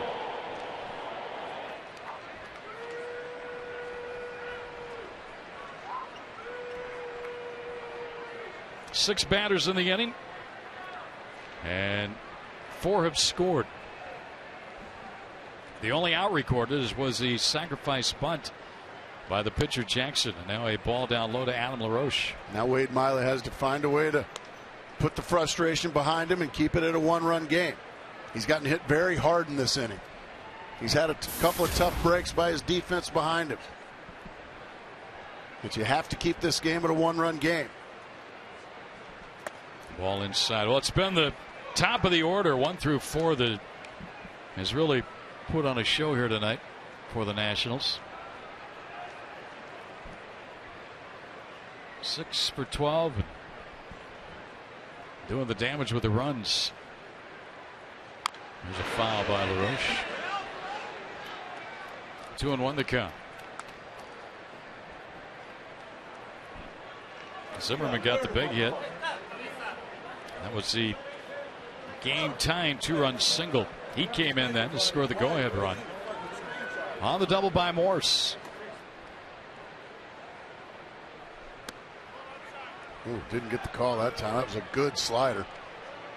And I assume you said no, but boy, that looked like a heck of a pitch. He's 3-1 to the left-handed batter.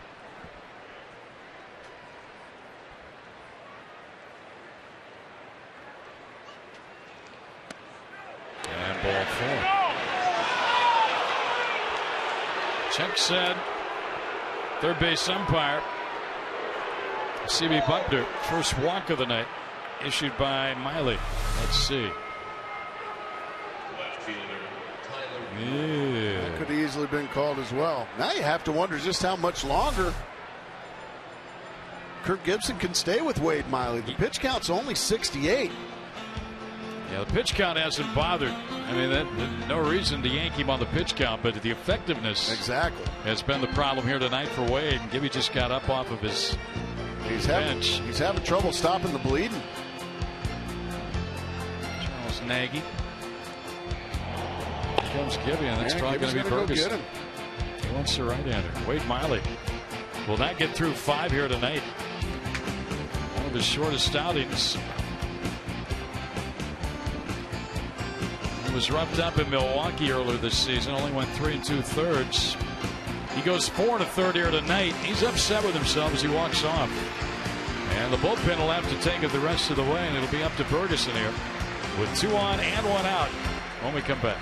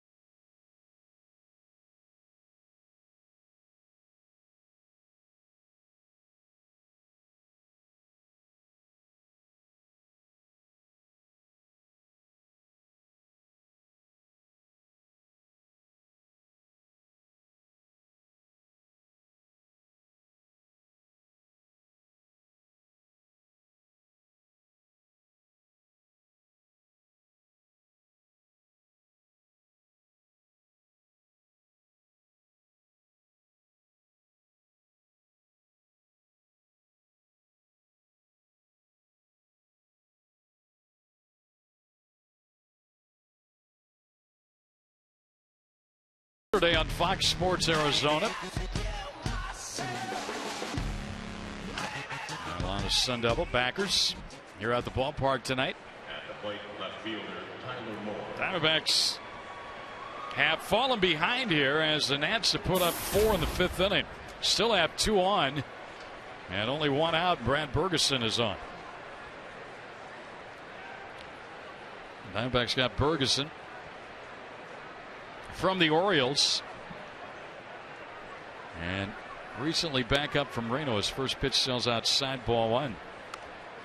One game with the Aces, 3 2/3 of scoreless work.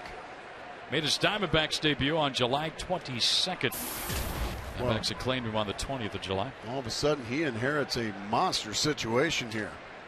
4 already across the dish here in the 5th. Tyler Moore, the batter, and takes a strike. And a couple more fellas out there right now. Is Tyler Moore, a guy that we were talking about last inning.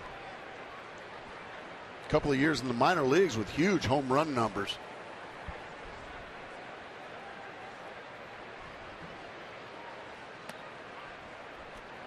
Two and one. This inning started on a bunt by Lombardozzi.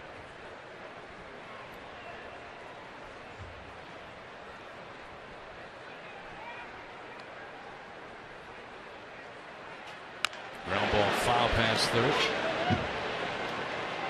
2-2 the count.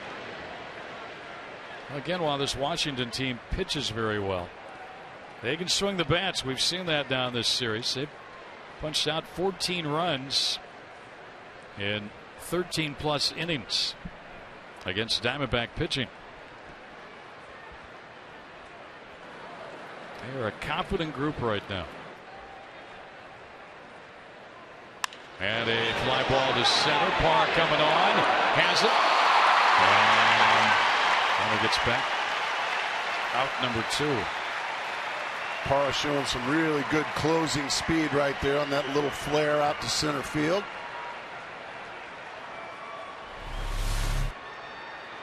And he comes in, makes a good play, and then wisely doesn't try to do anything heroic, just goes ahead and gets it back in. A big second out there. As the and a big Gerardo Parra ahead. The Parra Nagas a trio. They multiply. Ninth man to bat of the inning, and that is Jesus Flores. Strike one. Well, Ferguson can find a way to just keep it right as he would. You'd have to say a heck of a job coming in here and stopping a large wound. Put a big old Band-Aid on it. And a base hit back up the middle. Center field. Here comes Morris. Parr up. And he'll throw to third instead. They've got the man hung up. If somebody can get back defensively, safe. Diamondbacks having trouble covering bases in this. Especially second base. That's twice now that second base has been left wide open.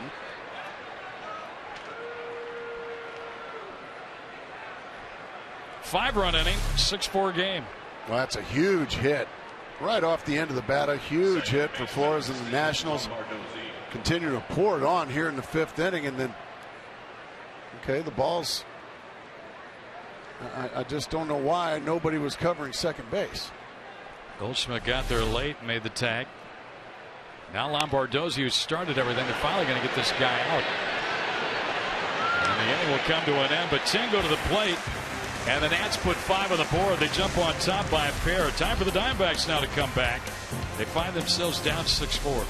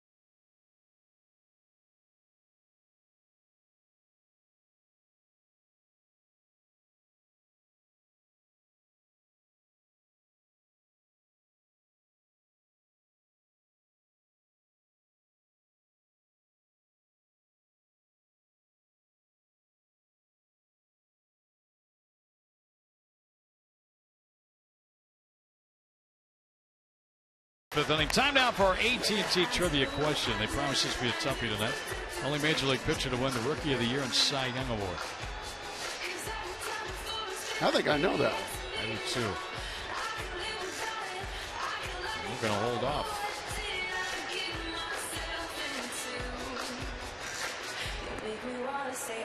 A couple bobbleheads.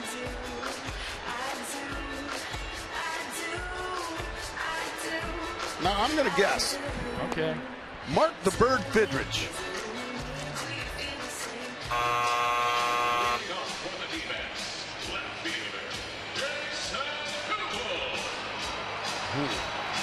Good question. I thought I knew that, but it's not Mark the Bird Fidrich. He was quite entertaining, wasn't he? How about an old teammate of mine? I know he won. How about Kerry Wood?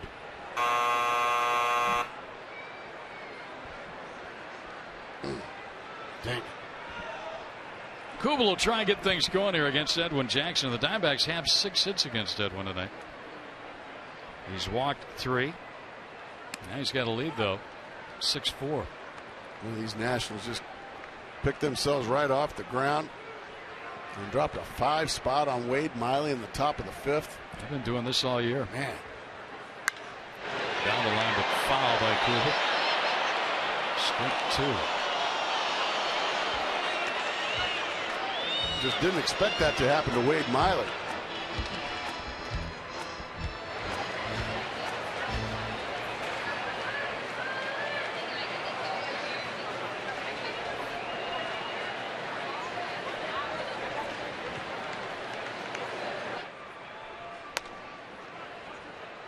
My first thought on the I don't think I'm right, though. Now I was going to guess Vita Blue, but I don't think that's right.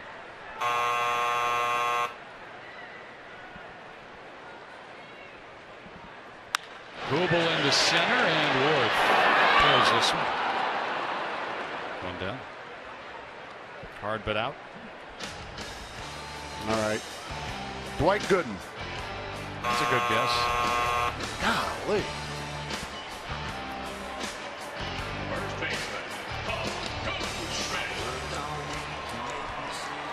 Well, the Diamondbacks now trying to find some base runners. They just got the rug pulled out from under them by a 5 spot in the 5th by these Nationals. Now it's time to start building back. Goldschmidt 0 for his last 12 at the plate. 0 for 2 tonight. Takes strike 1. Working on that waffle cone Sunday right there.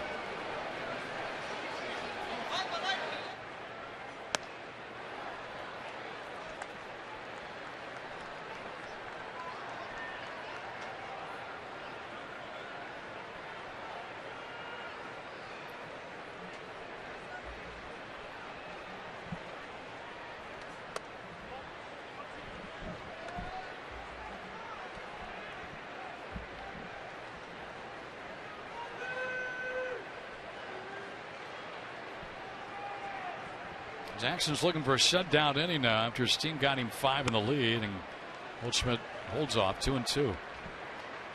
Up to next. Any base runner would bring the tying run to the plate now.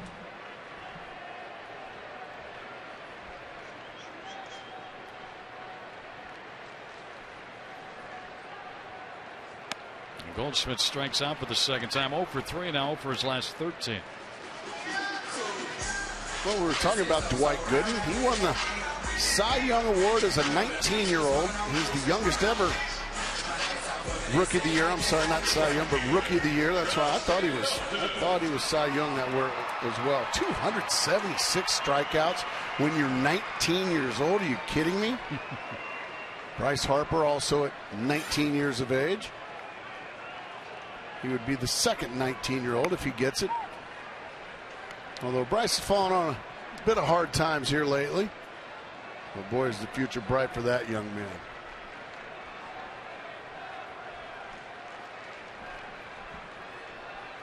Upton, who is 2 for 2 tonight with a pair of doubles, is down to the count 0-2 against Edwin Jackson. Justin came in here 4 for 5 in his career against Jackson, so he's now 6 for 7.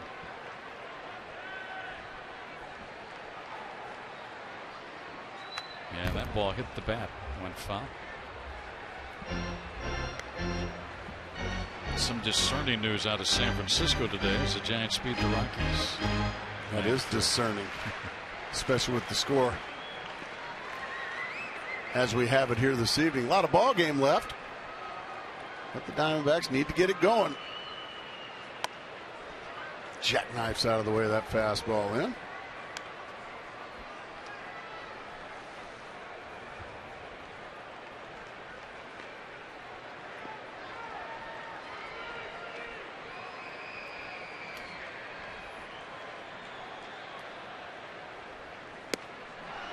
And this is a 1-2-3 inning for Edwin Jackson. Well, when he needed it most, he got it. And the Diamondbacks down a couple as we go to inning number 6. It's time for the Olympic version of the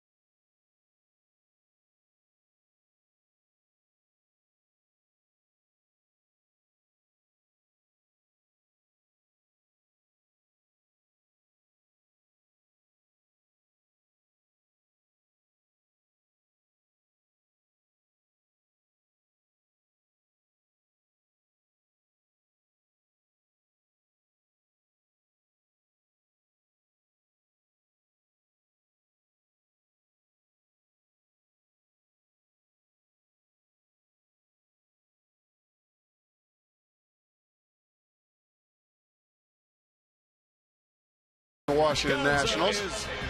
Now Randy hands it to Gonzo. Gonzo hands it to Matty. Matty's off to the races, and guess who he hands it to, Greg? I got a good feeling here.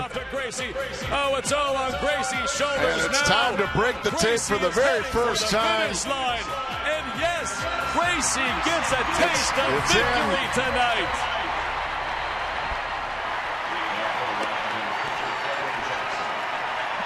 Little bulge. How about that? He gets a taste of victory tonight. I love it.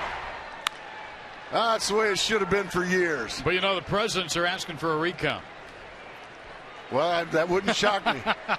The way things go in D.C. Why do I have a feeling that something may still come out of this? Well, look at that gold medal around my neck there. That just makes me so happy. I'm dropping a little Usain Bolt there.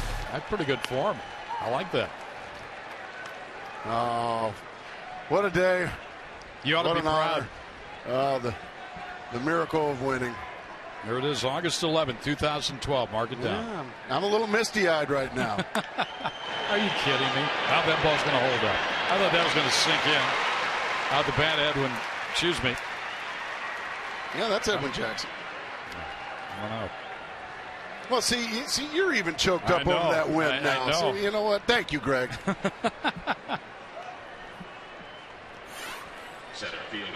And there we go. Yeah, see? The mascot and me feeling good about things. I see the resemblance. Oh, what a night. What a night.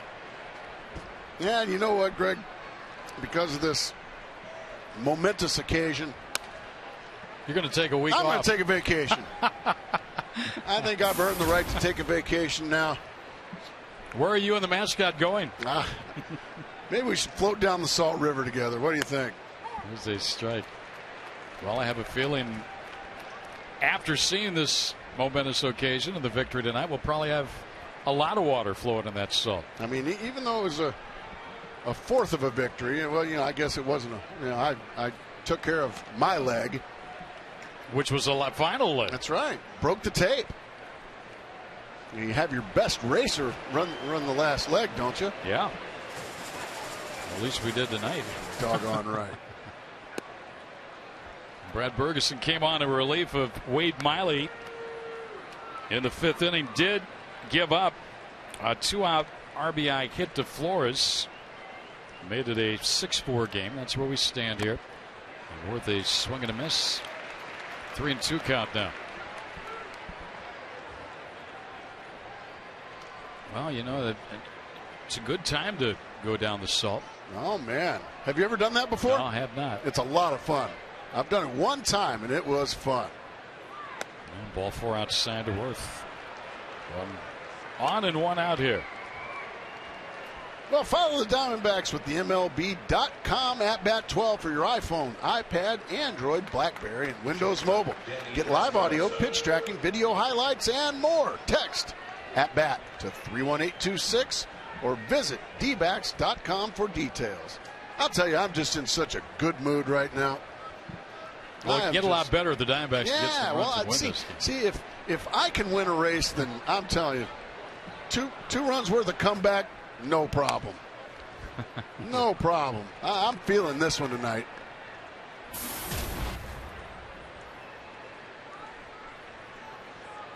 Well, first things first, and that is Brad Bergeson's going to have to find a way to put a 0 on the board here. And anybody else after him is going to have to find that same way to do it. Oh, what a play. Goldschmidt out and safe at second. Oh, Stephen Drew missed the tag. Oh, what a shame. Because Paul Goldschmidt made one of the best plays you could ever see a first baseman make. Oh, what a play by Goldschmidt.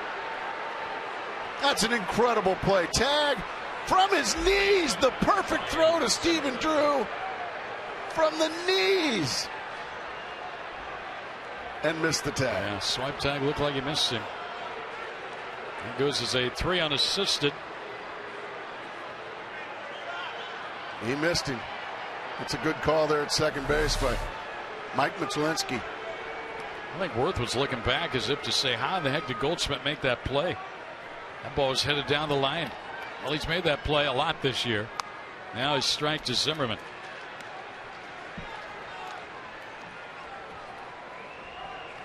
So 2 outs, but a runner in scoring position. Was saving a run, though, Paul Goldschmidt. Yeah, 0 for his last 13, but boy, he took his glove out there with him, saved a run. There's other ways to help your ball club win games. Now let's see if Bergeson can find a way to put away Ryan Zimmerman. Now this guy's so tough. He's just such an RBI machine. Big 2-run homer last night. Big 2-run single to tie the game in the 5-run 5th inning here tonight.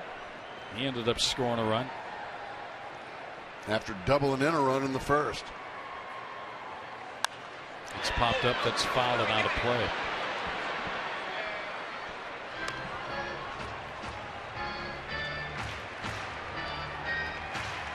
Washington 15 runs in the 2 nights of action here. And 21 hits. And we're only in the 6th inning of game number 2 of this series. And they have come out and pounded the baseball here in Arizona. Worth in the leadoff spot tonight's been on 3 times. Ground ball back toward the middle. Diving stop. Hill gets up, throws, got him. Aaron Hill just took a hit away and a run away from the Nationals with a diving stop up the middle. Boy, there was some defense played in that inning. And look at the offense. That's right. There. And a middle. Yeah, baby. Do your bolt, Gracie.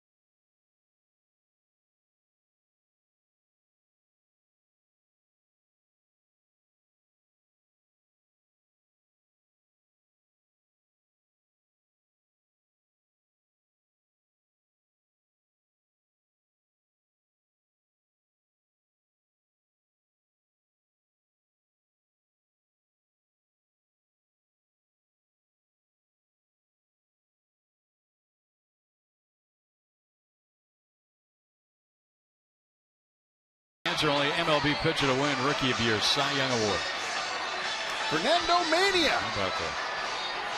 Back in 1981. Good question. That was a tough one.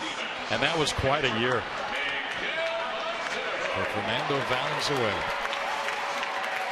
I was living in the LA area at that time, boy. You talk about a place going nuts over one pitcher. And kids who were trying to mimic Valenzuela, they'd look to the heavens as they started into their windup. Back when they threw that true screwball. Yeah. He had a great screwball. Montero takes a strike from Edwin Jackson. Miggy's tripled tonight, driven in a run, scored a run. He's also walked in the game. Diamondbacks need to get the offense going again. They have 6 hits. They were all in the first 3 innings. It's fouled off Montero's foot or leg. He's hobbling around up there. 0-2.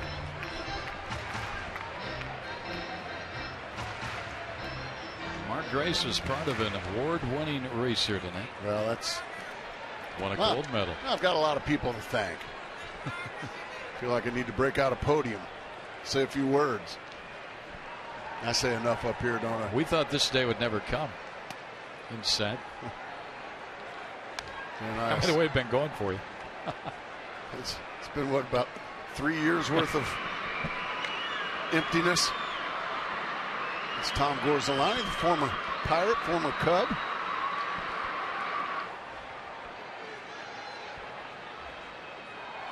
And Montero hits a foul.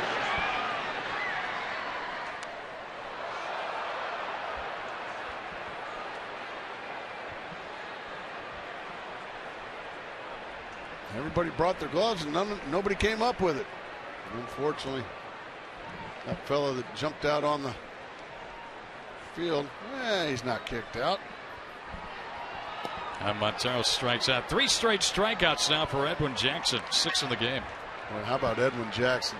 Once he got that lead, he has just dominated the 4 hitters he's faced since that 5-run 5th. Blake Kachinko by signing up at one of the 16 interactive kiosks right here at Chase Field during any Arizona Diamondbacks regular season home game. Chris Johnson has a sacrifice fly tonight. He'll take a ball outside, ball 1. Johnson now 1 RBI shy of 60 on the year.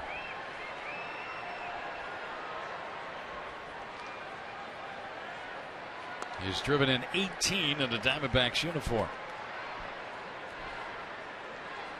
And he hasn't even played 2 weeks yet. He's going to be there tomorrow at the end of the 2nd week for him.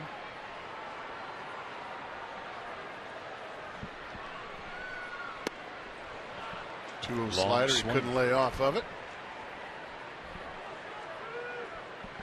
That just was not the night for Wade Miley. 4 1/3 innings, 9 hits, 6 runs. 4 of those were earned. Yeah, I think those couple of errors behind him really got under his skin. Or if they didn't, maybe it just put a real charge of energy in the Nationals offense. Johnson fouls one. Diamondbacks have made 3 errors tonight. And on a couple of occasions did not cover second base. On a couple of possible plays there.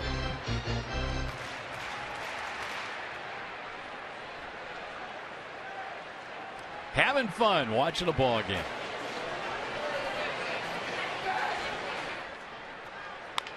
They chopper down, cut off by Zimmerman, and he sends it to first. Well, Edwin Jackson taking control. Time now for our Nissan text poll question. Everybody likes the bobblehead. You're right, Grayson. The bats were second.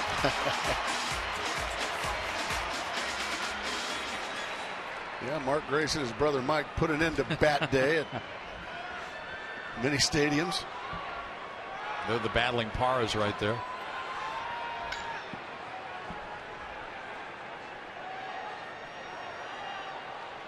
Remember Rock'em Sock'em Robots? Power to center, and that's a hit on his bobblehead night. That looked like Rock'em Sakam Paras. Here come the trio of heads. And they start to multiply again. Good for him. And now Ryan Wheeler going to get an opportunity. He's going to pinch hit for Brad Bergeson. Well, go ahead, Ryan. Hit your first big league home run. Adam LaRoche and Parr having a little laugh over at first base. They were teammates here.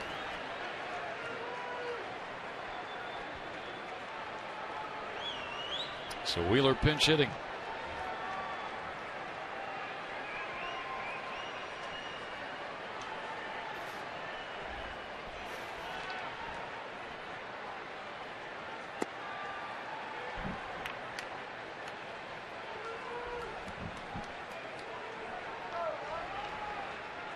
Wheeler found his playing time pretty much nil once the Diamondbacks acquired Chris Johnson from Houston.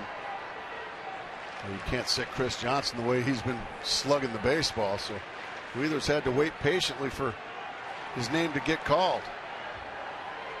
He hits one foul. That's too bad. That would have possibly scored Parr. Wheeler also now the backup first baseman for Paul Goldschmidt with Lyle Overbay no longer with the club. Well, Paul Goldschmidt had such a great road trip as well. And when you're battling this late in the season, those bats have got to stay in there. You're swinging the bat well, you're going to play. That's kind of the way it works. Wheeler a chopper foul. And we were talking about this before the game. It's so tough to come up from the minor leagues where you're used to playing. This kid drove in 90 runs for Reno, was leading all of baseball in the minor leagues, and now his playing time is basically off the bench as a pinch hitter. It's so hard to do. You're used to playing every day, and you deserve to play every day. Look what he was doing down there. But up here, the third baseman was doing what he was doing, the first baseman doing what he's doing. There's not much time for you. In the center field, Worth going back, and this ball's off the wall. Parr's going to come around to score. Wheeler's going to stop at second with a big RBI double with 2 men out. That ball just kept carrying, and Worth couldn't get it.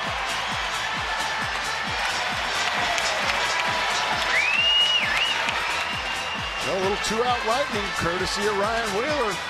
Maybe that will help him get his name called a few more times, but right now, that is a huge hit in this ball game. Gerardo Parr right in front of him, and then Wheeler puts a rip into that one, over the head, and nearly out of here. It looked like this ball hit right at the bottom of the wall, and that allows Parr to score easily. Well, Edwin Jackson's going to lead. Gibby up off his seat. Wheeler will take a little break. Edwin Jackson will take a longer break. He's out of the game. The bullpen now in for the Nationals.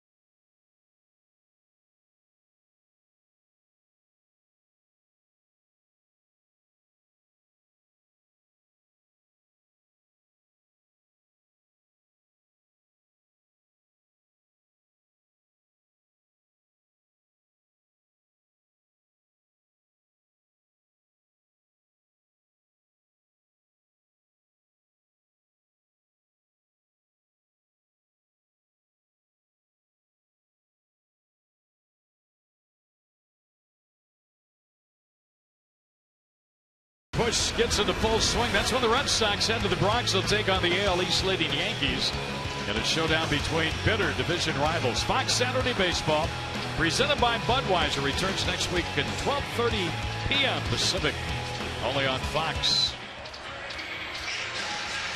Big crowd on hand here tonight. They're seeing a seesaw battle, aren't they? Tom Gorzolani, the veteran left-hander, is on for Washington. He'll face the left-handed hitting Stephen Drew after an RBI double by Ryan Wheeler. It scored Gerardo Parra. And all this with 2 outs, a single by Parra, and then the RBI hit by Wheeler. Now Drew has got an RBI tonight with a single. We'll try and get this game even. Gorzolani, a sinker baller, curve baller, change up. He's one of those crafty lefties.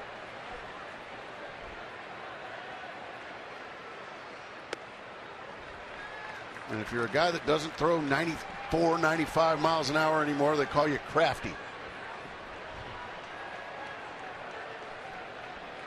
Diamondbacks with their roster moves today. Now no longer have a left-hander in their bullpen.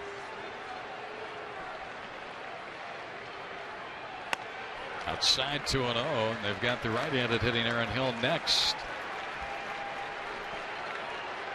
Well, Stephen Drew should get a fastball to hit here.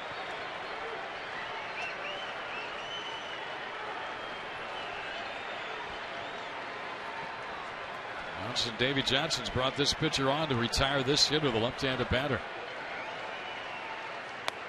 He missed with that fastball, 3-0.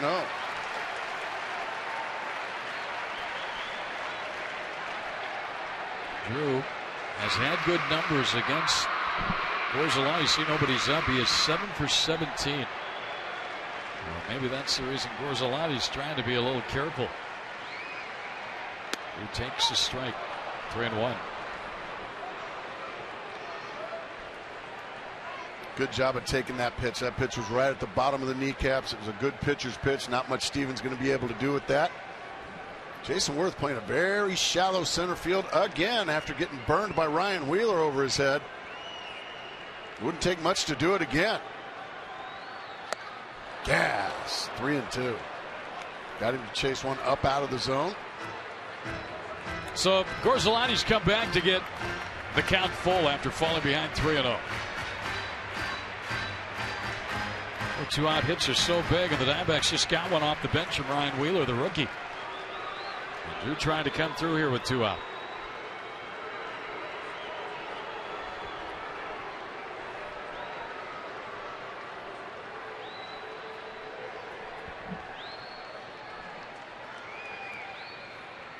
And strike 3 is called, and Drew can't believe it. He has words with Dan Iasonia. The Diamondbacks do get a run, though, as Wheeler doubles over Worth's head. Parra coming in to score. The Diamondbacks just a little bit closer.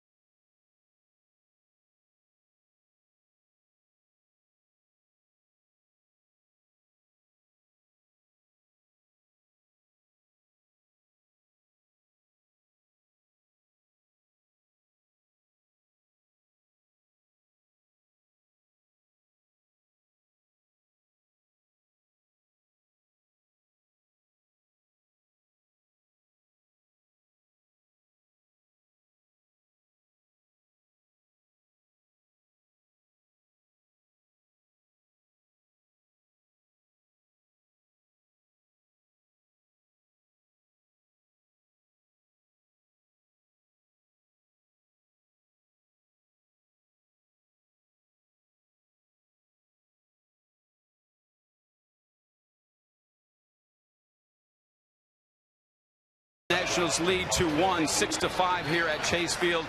You know, the D-backs have been doing some incredible stuff in the community, and one of the great things they showed us earlier today, $1 million scholarships to be handed out over the next 5 years, and I'm joined by Shayla Oliphant, who was one of the first 8 recipients. And tell me about this process. How did you decide to apply for this? And it's a $24,000 scholarship, 4 years at Arizona State for you. Well, it started my sophomore year in high school when Carol from MCC came to my English class and told me about the ACE program that they have there. And they just ask for a little bit of your time, and you take college classes during your high school. So I graduated with 24 college credits, and at the end of the program, you get to decide if you want to apply for the scholarship. And you go into the orientation, and it's everybody in the ACE program gets to do it. And there's 4 essays that you have to do, and there's some interviews you have to do, and then you get selected. And I was lucky enough to be one of those recipients, and lucky enough to be a Diamondback recipient. Yeah, the D-backs donating $500,000. The Helios Education Foundation also teamed up with the Arizona College Scholarship Fund. And it's interesting because a lot of D-back players and coaches also contributed some money. You're the Chris Young Scholarship recipient. How does that feel? It feels amazing, actually. And I got to meet him. I got his autograph, and I'm really excited about that. And what are your plans? You're going to go to ASU, and then what after that? I'm going to go to ASU, and I plan to go to law school. I want to be a defense attorney. I think I'm going to start out as a prosecutor just to get my name out there, get the experience, and then switch over.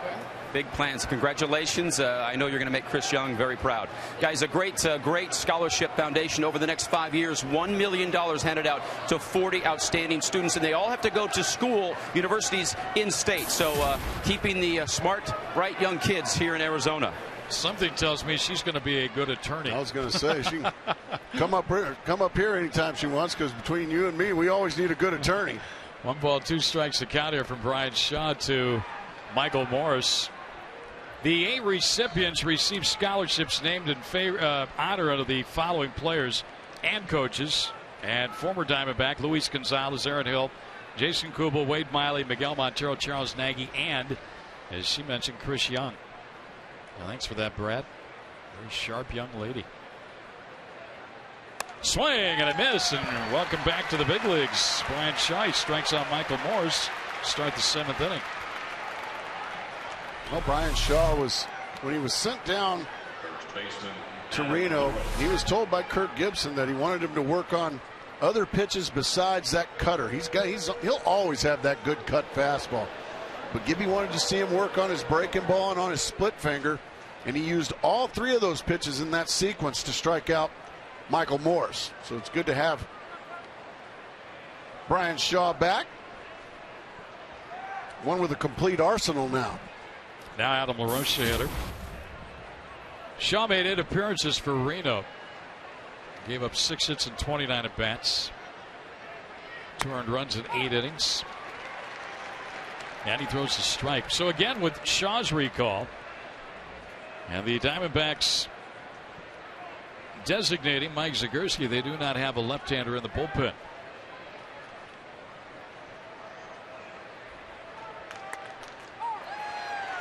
A strike, 0-2 on LaRoche.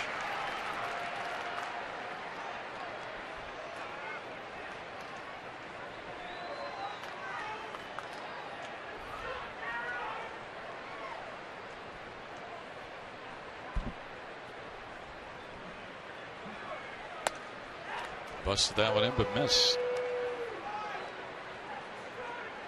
We're set up for an exciting ending in this one, the way this one's playing out right now. 7th inning, 1-run ball game.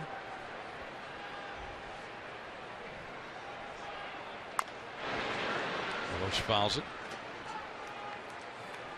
Edwin Jackson gave up all 5 runs the Diamondbacks scored. Orsolani struck out the man he was brought in to face Drew to end the threat. Now Shaw's on. He's the 3rd pitcher used for Arizona. Miley, Bergeson, and now Shaw.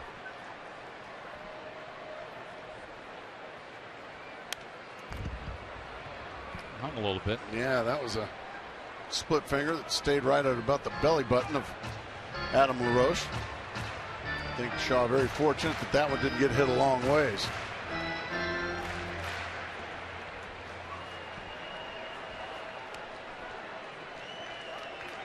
Washington trying to win its 8th straight and go to 10-2 here in the month of August.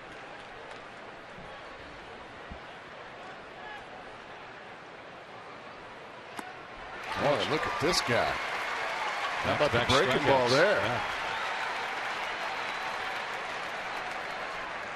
Here at Chase Field, Diamondbacks and the Nationals going at it.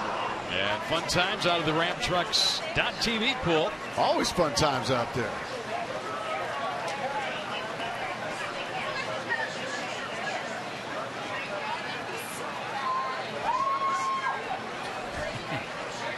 Always a good-looking crowd out there, too. Yes, sir. So Shaw's come in and struck out the first 2 he's faced. And now Tyler Moore fouls 1, strike 1. That one took a little bit of a bite out of Miguel Montero, but he's just fine.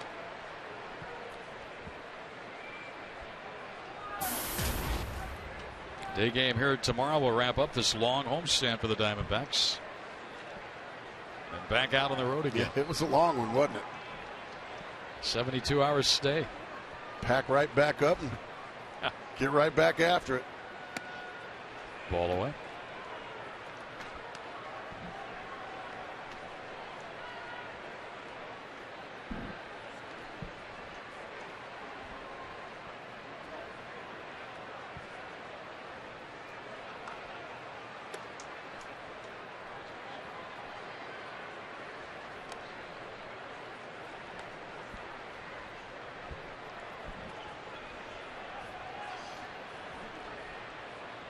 Shaw trying to get the side in order here.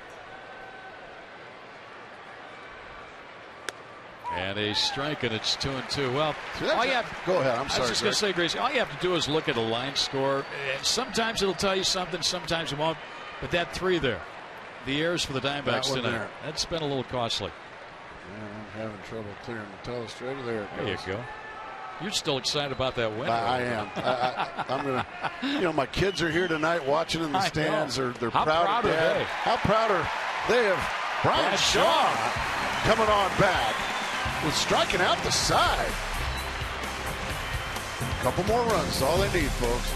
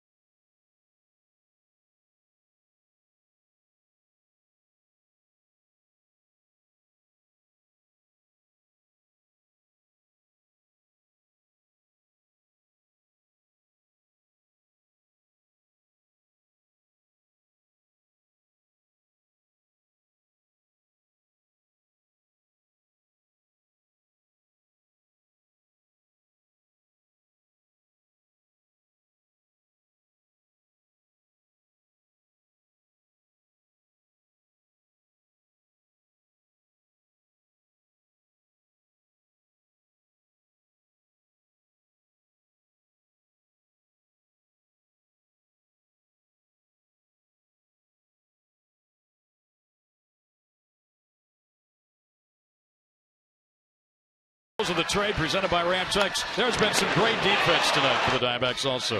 That's definitely saved a run. Jason Worth would have scored, and then right behind it, the very next play, Aaron Hill saving another run. So the Diamondbacks doing a good job protecting that 2-run deficit at the time. Now they scored a run, scratched a run across last inning. Now they still got 3 cracks at this thing. And we welcome into the booth Joe Borowski will join us after the ball game with Todd Walsh. And you can't beat good defense. I know the errors have been there tonight, but those were run savers right there, Joe. Yeah, that right there probably would have put this game out of reach. They kept them within striking distance. They only find themselves 1 back now, which is well within their their chances to get back in this game right here. What'd you see with Miley tonight? You want to know something, Greg? I know he loves to attack the zone. He's very aggressive. I thought he overused his fastball tonight. I thought he threw it in situations where guys were set up for other pitches, and a little bit on his location too with it. I mean, he didn't miss his spots by much, but when he did, Nationals hitters, they weren't trying to do much. They went up the other way with him, but for the most part, I just thought that he had certain counts where he could have used his breaking ball more effectively. 1-1 here on Aaron Hill, who's got a home run tonight. Hill, Kubel, and Goldschmidt, so you got the right guys up there against Gorzolani. And a shot. That's going to get down. That's going to go all the way. Nope, Worth cut it off. Hill's still going to get a double to lead off the 7th inning.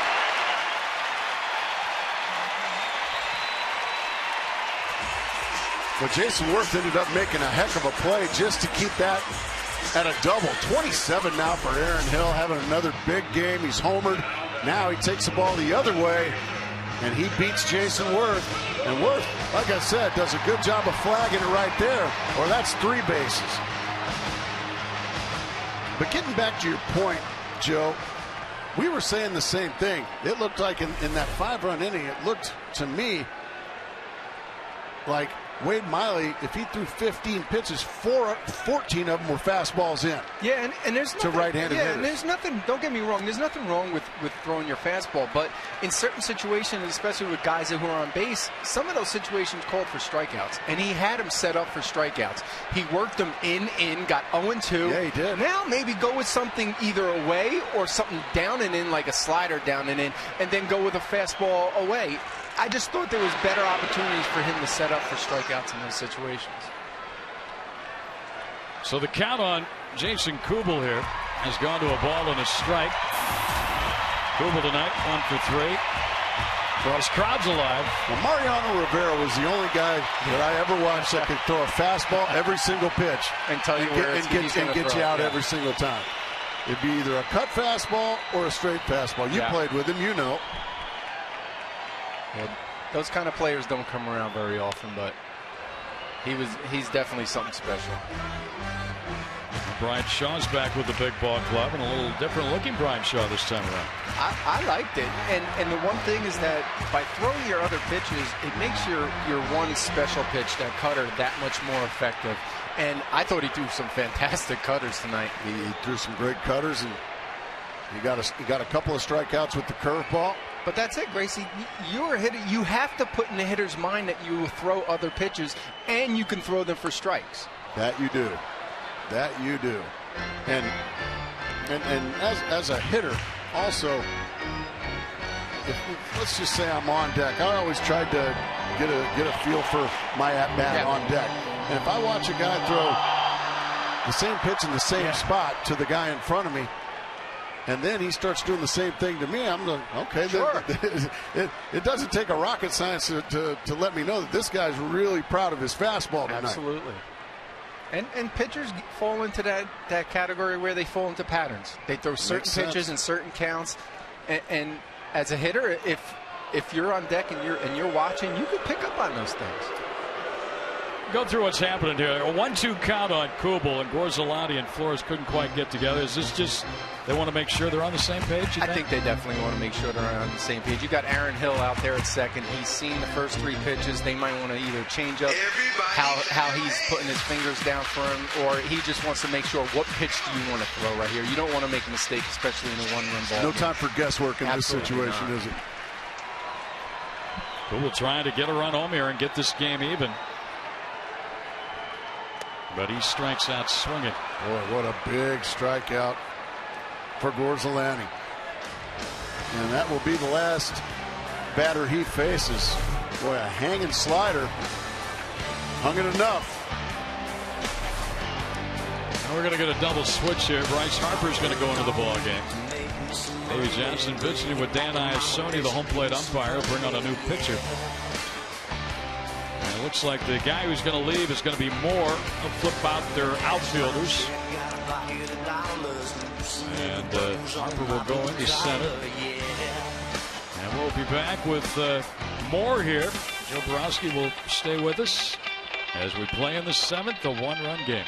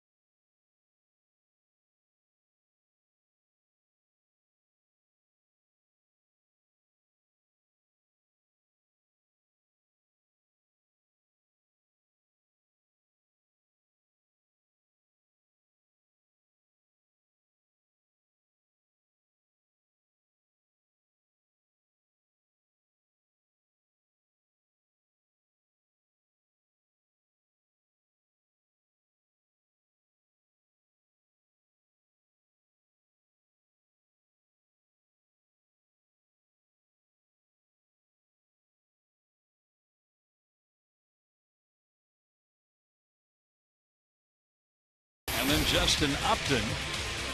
The Diamondbacks have the tying run at second base with 1 out of the 7th inning. And they're down a run, but that is the tying run out there. First baseman, Paul Goldschmidt, over his last 13, is due. Yeah, after having a monster road trip. Paul Goldschmidt over his last 13. Michael Morse moves to left field. And the phenom, Bryce Harper, the 19-year-old center fielder right now.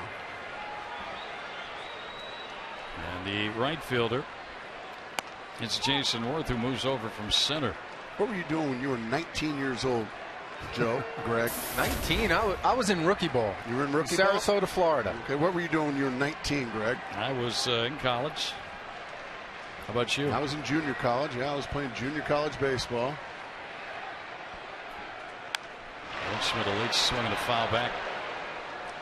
Well, be playing Major League Baseball at the age of 19. I couldn't even fathom playing Major League Baseball at that time. Harper, 19, played in his first season. The guy on the on-deck circuit for the Diamondbacks debuted at 19 a few years back. Justin Upton. Looking for a big hit from one of those. The phenom now in the batter's box, or the one on deck. 0-2. Down at third.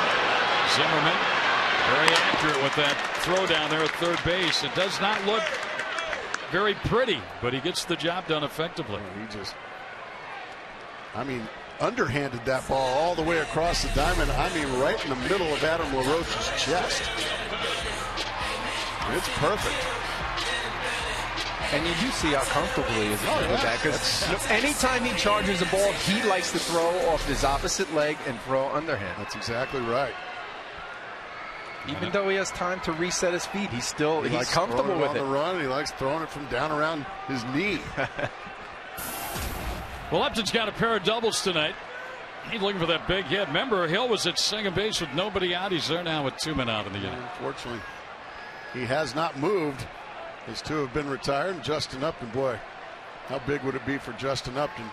Scoring a lot of runs this year is Justin, but he's still sitting on 45 RBIs. Boy, this would be a big boost for Justin and the Diamondbacks if he can find a way to plate Aaron Hill.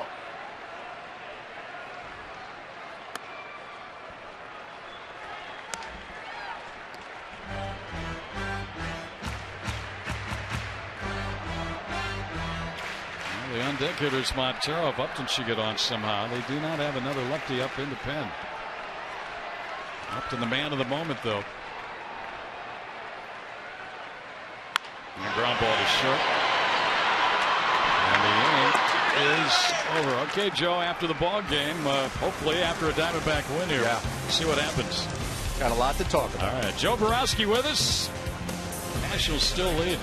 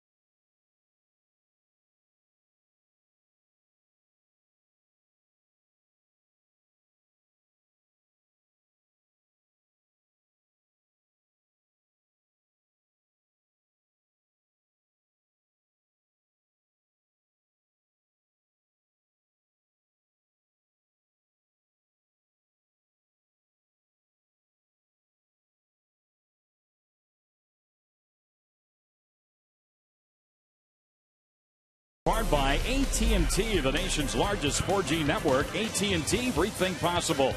And by Mazda. We believe if it's not worth driving, it's not worth building.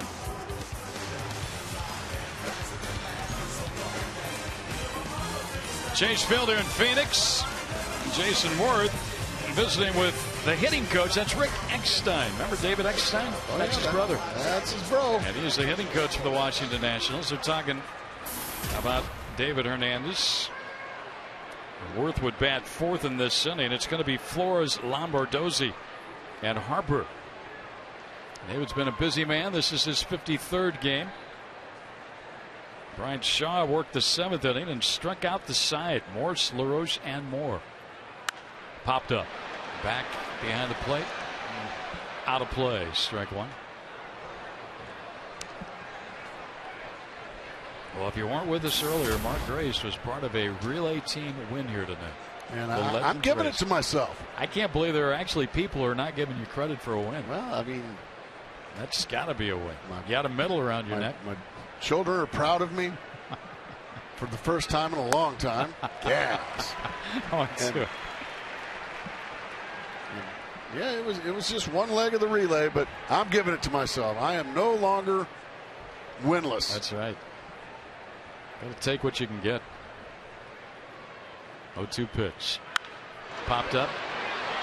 Maybe a play for Goldschmidt. Foul ground. Yeah, looks like he's going to have right there at the railing. All right. Just like we promised earlier in the game, it's Miller time, brought to you by Miller Lite. Here it is. A momentous occasion tonight at Chase Field. Okay, you tell me, folks, if this is a win or not. It's a relay race, and it's against the... Okay. There it is. A win. Yeah, that's a win. That is a win. Give us a little bolt. Absolutely it is. Give us a little bolt here. Usain Bolt, do the bolt. That's a win. I can't believe we didn't Nobody get can the take it bolt. away from you. And as you said, to celebrate, you're going to take a vacation.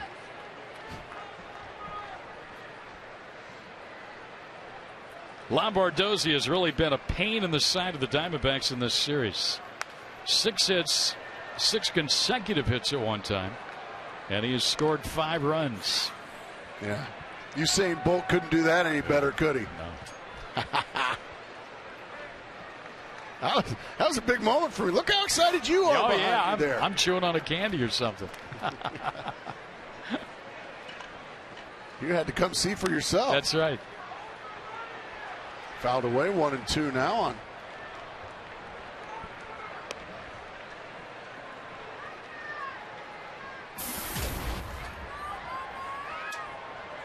Diamondbacks had to dip into their bullpen relatively early on this one tonight. Wade Miley could not get through 5, so it's been Bergeson, Shaw, and now Hernandez.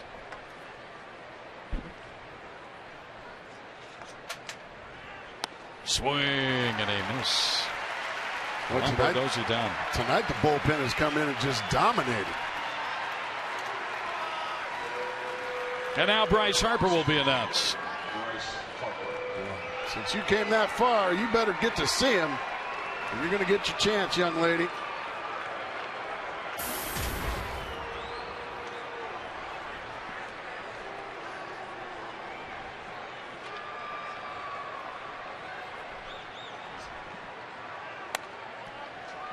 Hernandez will miss outside ball one.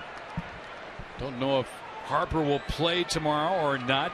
The left-hander Patrick Corbin is going for the Diamondbacks. He sat out, at least did not start this game against the lefty Miley tonight. Yeah. Wow, he took a cut too, didn't he? You're going to have to turn it up a bit more. Catch up with that one. I mean, this is no-nonsense baseball. And you can see just how tardy he was.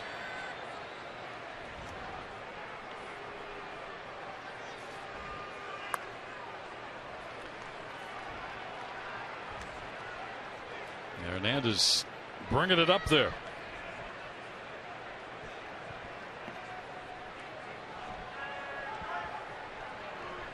Trying to get the side in order. Oh, man. Did get the call. What a pitch, though. Well, he had him fooled. He just missed on his location, or according to the umpire. Well, watch the glove of Montero. It kind of goes down. And sometimes the umpire can get fooled as well. Call it back 3-2. He just challenged the young phenom. Well, he takes a mighty rip at it, doesn't he? He sure does. Harper has hit 10 home runs this year. Count's gone full on him.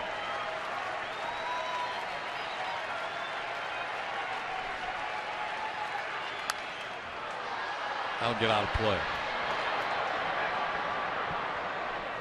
It's a good battle between a hard throwing reliever and a hard swinging young 19-year-old. Yeah.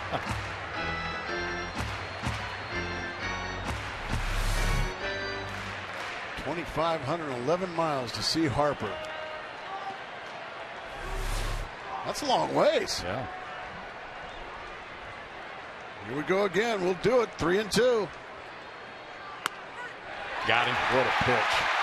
Painted the outside corner. Harper just slips the bat down to the helmet, walks out towards center. And we'll see what the Diamondbacks can do here in the bottom of the 8th with Montero set to lead it off. They're down to run.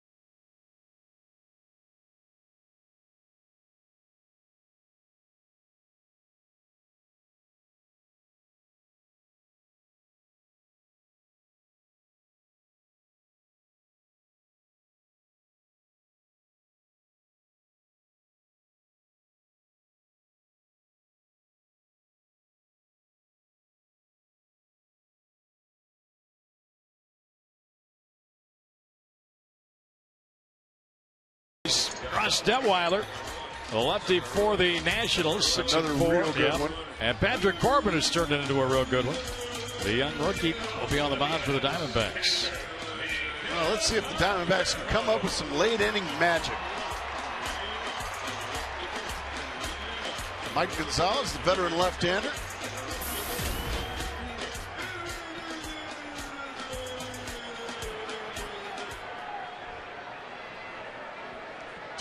To the beat of Chacarron comes Miguel Montero.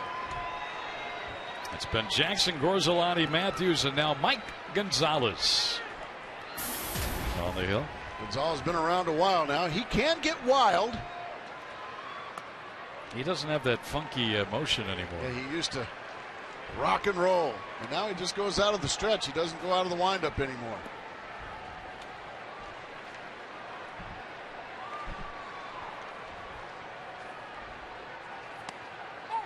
Well, the bullpen has done a nice job here of keeping this where it is and giving the Diamondbacks a chance with every batter that goes to the plate representing the tying run. Oh, hit it here. Okay, well, here is he must be standing up. Oh, we don't want to hit it foul. That would just be a foul ball. Yeah. I thought he'd be out there in the right field bleachers or something. He just wants a souvenir. I guess.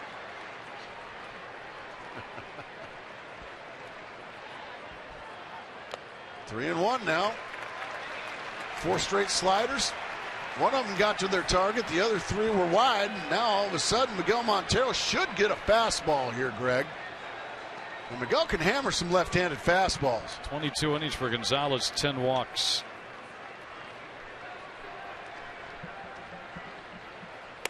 And he walked him. We said that Mike Gonzalez can get wild. Good at bat there by Miguel Montero. Well, you love a guy that can go up there and not get too over his skis, Greg. He understands the situation that the Diamondbacks need a base runner. He did just that. I think he represents the tying run out there. And here is Chris Johnson.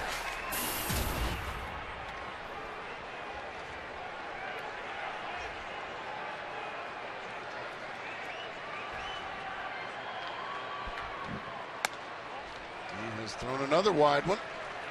And we'll tell you that nobody is up in the Washington bullpen. So Davey Johnson has entrusted this inning, at least here at the outset, to Mike Gonzalez.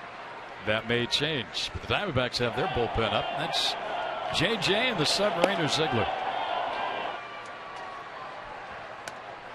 Ball 2. He missed badly with a change up there. That was just a balloon. Pitching coach, I'm sure, Steve McCanty, keeping a close eye here on Gonzalez. Like you said, nobody in the bullpen right now. 2-0 count here. Well, if he gets a fastball in the zone, he can swing it with bad intentions here. You're right. Wow.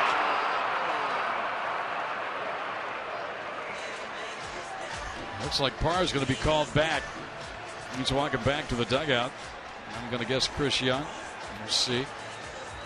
Nobody's come out yet. Chris Young looks like he's putting his batting gloves on. So Parr, this bobblehead night, a walk, a base hit, and a run scored.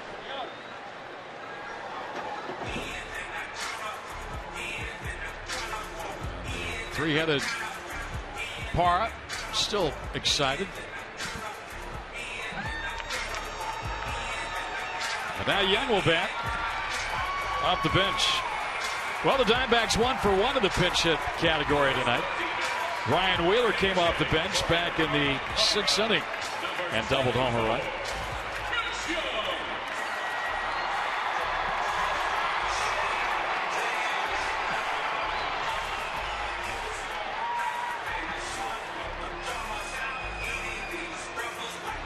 See why taking his time, making Mike Gonzalez wait a little bit. And wait a little longer. Well, Chris Young, we know over his career has done very well against left-handed pitching. He's got some big-time power as well. If you throw it where he's wanting it, he could give the Diamondbacks the lead here. Big opportunity now for Chris Young. Here we go.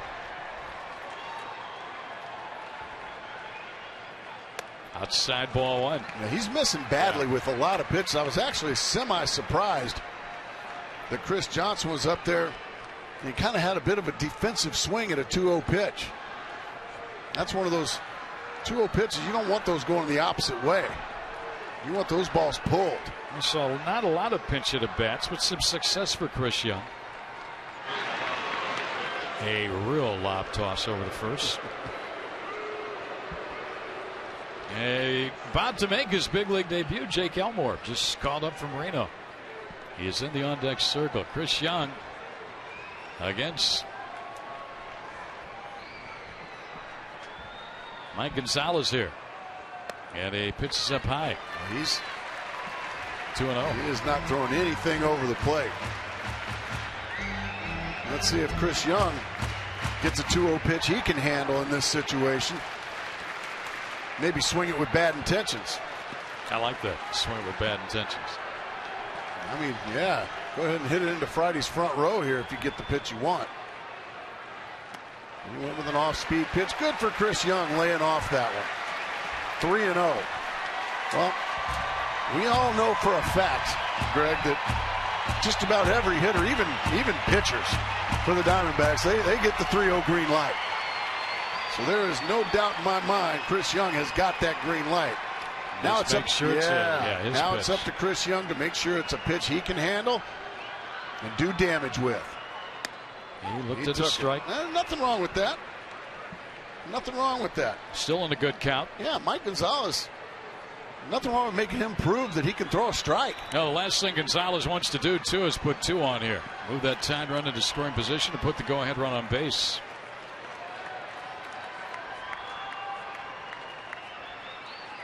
He walked him. Good at-bat by Chris Young. That'll get Montero into scoring position, second base, and here comes a youngster. Just up from the minor leagues, 25-year-old Jake Elmore. Steve McCanny's going to go to the mound for a visit. He could be the Blues Brothers all in one. That's right. Jake Elmore. Jake and Elmore. Well, Elwood. Elmore. It's still kind of fun to talk about. Elmore hit .344 at Reno. He had 30 doubles, 9 triples, a home run, 73 RBIs. He led the league in walks with 74. And he scored 95 runs while stealing 32 bases. Just about everybody that's come up from Reno has just had a dominating performance down there. Well, the Diamondback pitch hitters tonight, Wheeler and Young. Wheeler a pinch hit, RBI double, Young a walk. And let's talk about, we were talking about his play on, there they are, the Blues Brothers. We'll just change it to Elmore. Jake and Elmore. Jake and Elmore, yeah, Jake and Elmore Blues. All right, Jake. Make it a good debut, huh? Go ahead and give Mike Gonzalez the Blues. He digs in. Montero carrying the tying run.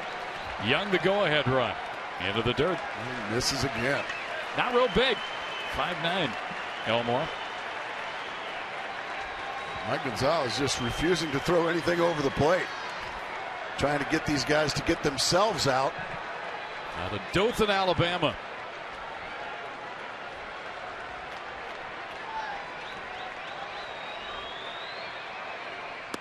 There's a strike. 1-1.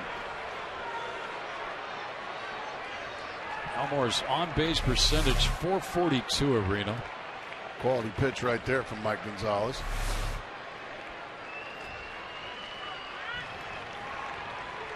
Count is even at a ball and a strike. Diamondbacks trying to make this their inning. Give JJ a chance to save it in the 9th.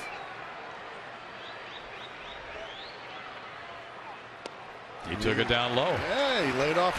Like you can see Gonzalez almost purposely throwing nothing in the strike zone until he absolutely has to. He threw one pitch in the zone to Chris Young. That was a 3-0 pitch.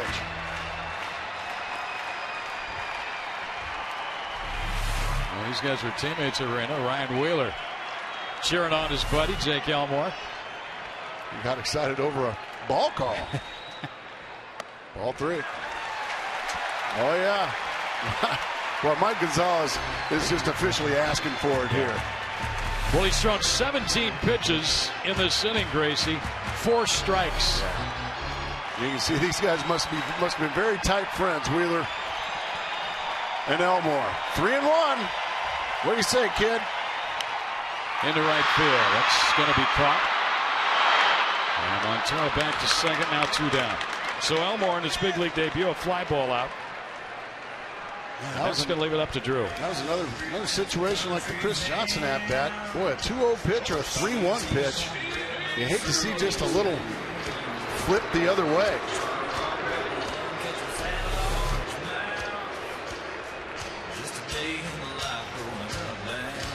Yeah, like I said, you want to see those 2-0, 3-1 swings with bad intentions. You don't want to just try and serve it the other way on 2-0 and 3-1.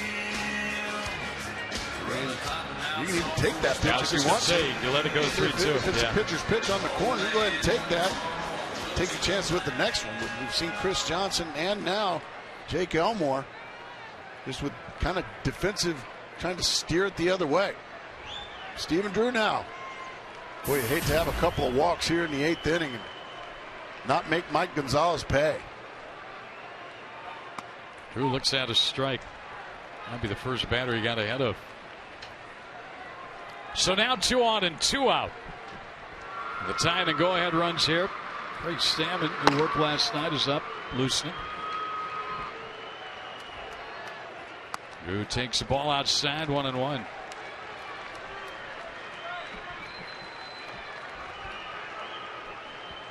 Two walks in the inning.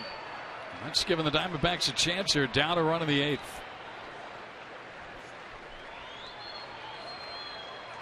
Drew, a foul out of play. Now he's in the hole. The ball, 2 strikes against Mike Gonzalez. Yeah, Steven got a pitch belly button high.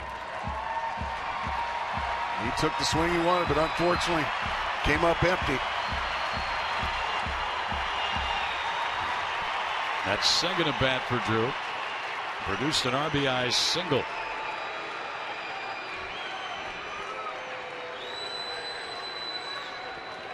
He'll dig in with a 1-ball, 2-strike count. Outside 2-2. What you really like to do, you can't be choosy here, but if you're the Diamondbacks, you'd love to see that count go to 3-2 and let Young get a running jump off first. And Montero get a running jump in case it's just a single. Right. Drew's got to be careful on a 2-2, and he strikes out. And Gonzalez somehow, some way, got out of this inning. Diamondbacks missed an opportunity in the 7th with the leadoff double, and this time they miss an opportunity in the 8th with a couple of walks. 6-5 Nats.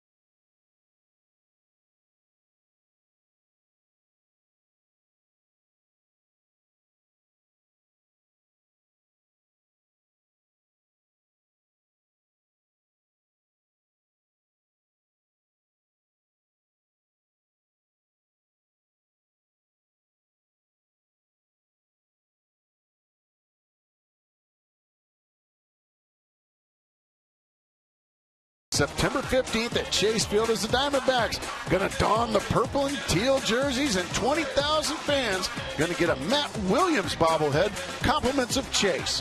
Then, following the game, we'll host the first ever alumni exhibition games with me, Steve Finley, Tony Womack, and many more, many more.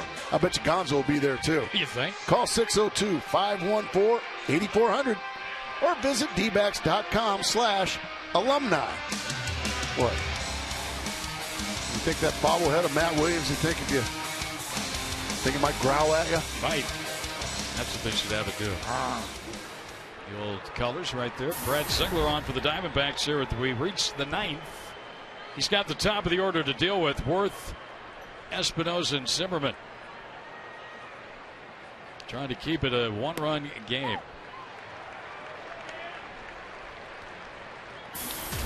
Worth in that leadoff spot tonight has been on 3 times with a pair of hits, an RBI, run scored, and a walk. He's hurt him. And a ground ball chopped to second. Hill's got it. Guns him out, 1 away. Ziegler, his numbers are a little crazy. He has had 91 ground balls to only 9 fly ball outs, and that's leading all relievers in baseball. He's also dialed up 13 double plays out of the bullpen. That's amazing in just a few amount of innings he's had. Only 44 2/3 innings. A lot of starters don't even get near that many. Danny Espinosa now takes the ball down low. Bullpen's been good for the Diamondbacks tonight. Shaw struck out the side in his return to the big leagues. Hernandez struck out 2 of the 3 he faced, and now Ziegler's retired the first man here on the 9th. A foul back. Bergeson came on for Wade Miley and did allow a run scoring single by Flores, and right now that is the difference in this ball game. That made it a 6-4 game. Bergeson worked an inning and 2/3 in relief. After Miley, the starter, only went 4 1/3 tonight. Missed it outside.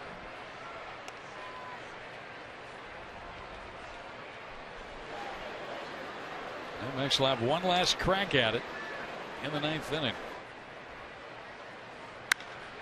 Skied left field side, long run, cool ball, and out of play. The Diamondbacks had a big opportunity in the 7th. Down by a run, Aaron Hill led off with a double, and he stayed right there. Then in the 8th, a leadoff walk. Mike Gonzalez threw 22 pitches in the 8th inning. Only 7 were strikes, but he got out of the side. Yeah, leadoff walk. Got out of the inning, I should say. And then a 1-out walk. And then he was able to get out of it.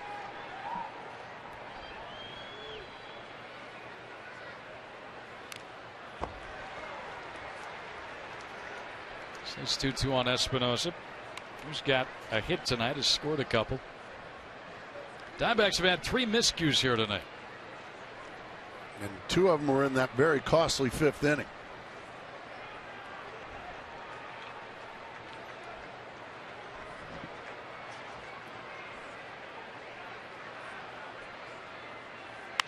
There's a shot in the right.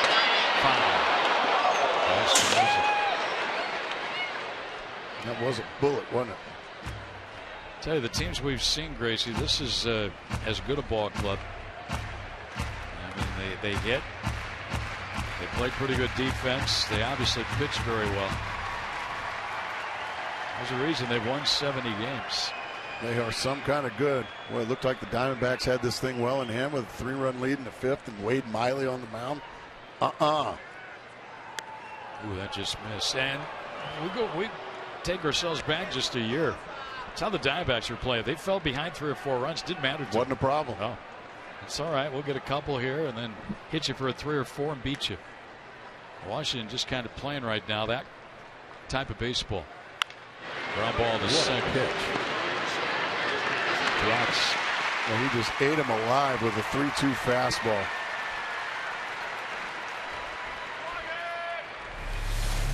Just here it is, right on the inside corner. Just jams Espinosa.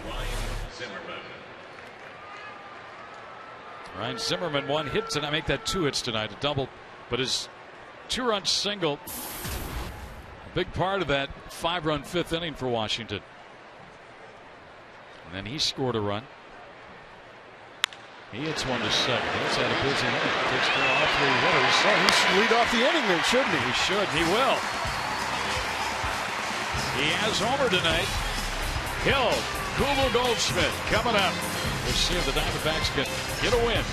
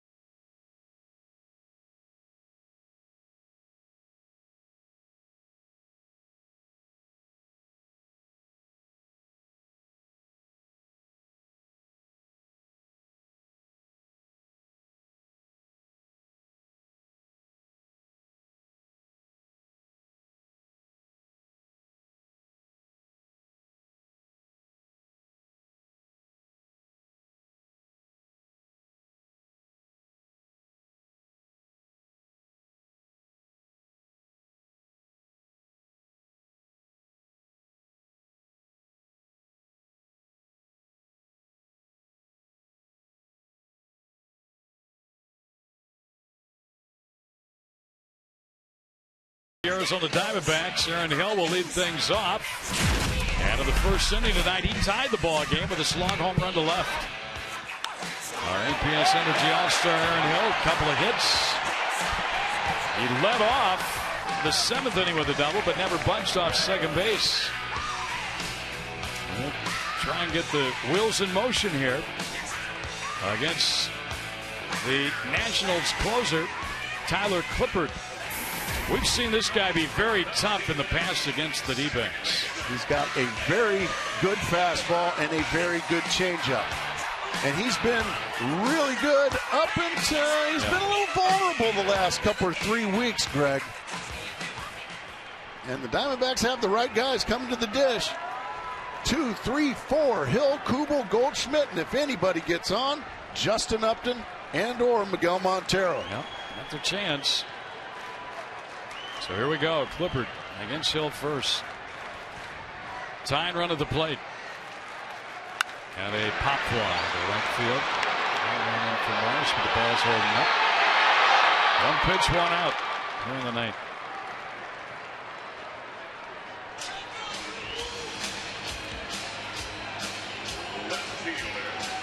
Well, they're looking for a rally anywhere, folks. They got it on the left there, kind of the Pope look. And look at the cowboy hat. I like that. There you that's a guy wanting this ball club to win. Diamondbacks have not been very good this year on one-run games. That's a far cry. There you go. I like that. It's a far cry from last year, isn't it? Last year they were outstanding. One of the best in baseball. This year, not so. 8-16. Last year they were 28-16. Second best in all of baseball. Clippard, since April 28th on the road, has been almost unhittable. An 0.84 ERA and 21 1/3 innings. And a batting average against, you ready for this? 0.99, 7 for 71. That's on the road since late April. But he has been vulnerable at home lately. 1-1 on Kubel, who hits a high fly ball center field. Harper going to get it though. He just missed it. He just missed it. 2 down. Well, you were thinking, boy, this has the makings, but 2 very quick outs here for Clippard. He's going to leave it up to Goldschmidt. 0 for 4 tonight. Now 0 for his last 14 at the plate. Oh, watch him. Too high. Yeah, it's too high. Too high. That's great. Raleigh hat. Too high. That was from Major League, the movie Major League. It's too high. It's too high. All right, Paul Goldschmidt. He has homered off Tyler Clippard. Did it last year. but not this time. Nationals going to win their 8th straight. They do. They rally. They get a big 5-run 5th inning. The bullpen takes it the rest of the way behind Jackson, and they have beaten the Diamondbacks for a 2nd straight time here tonight as they shut them down late and win this ball game by a score of 6-5 as Jackson beats Miley and Clippard finishes it off with his 24th save of the year. So 8 in a row for the Nationals. We got more coming up. Post-game activity next. Washington a winner here tonight.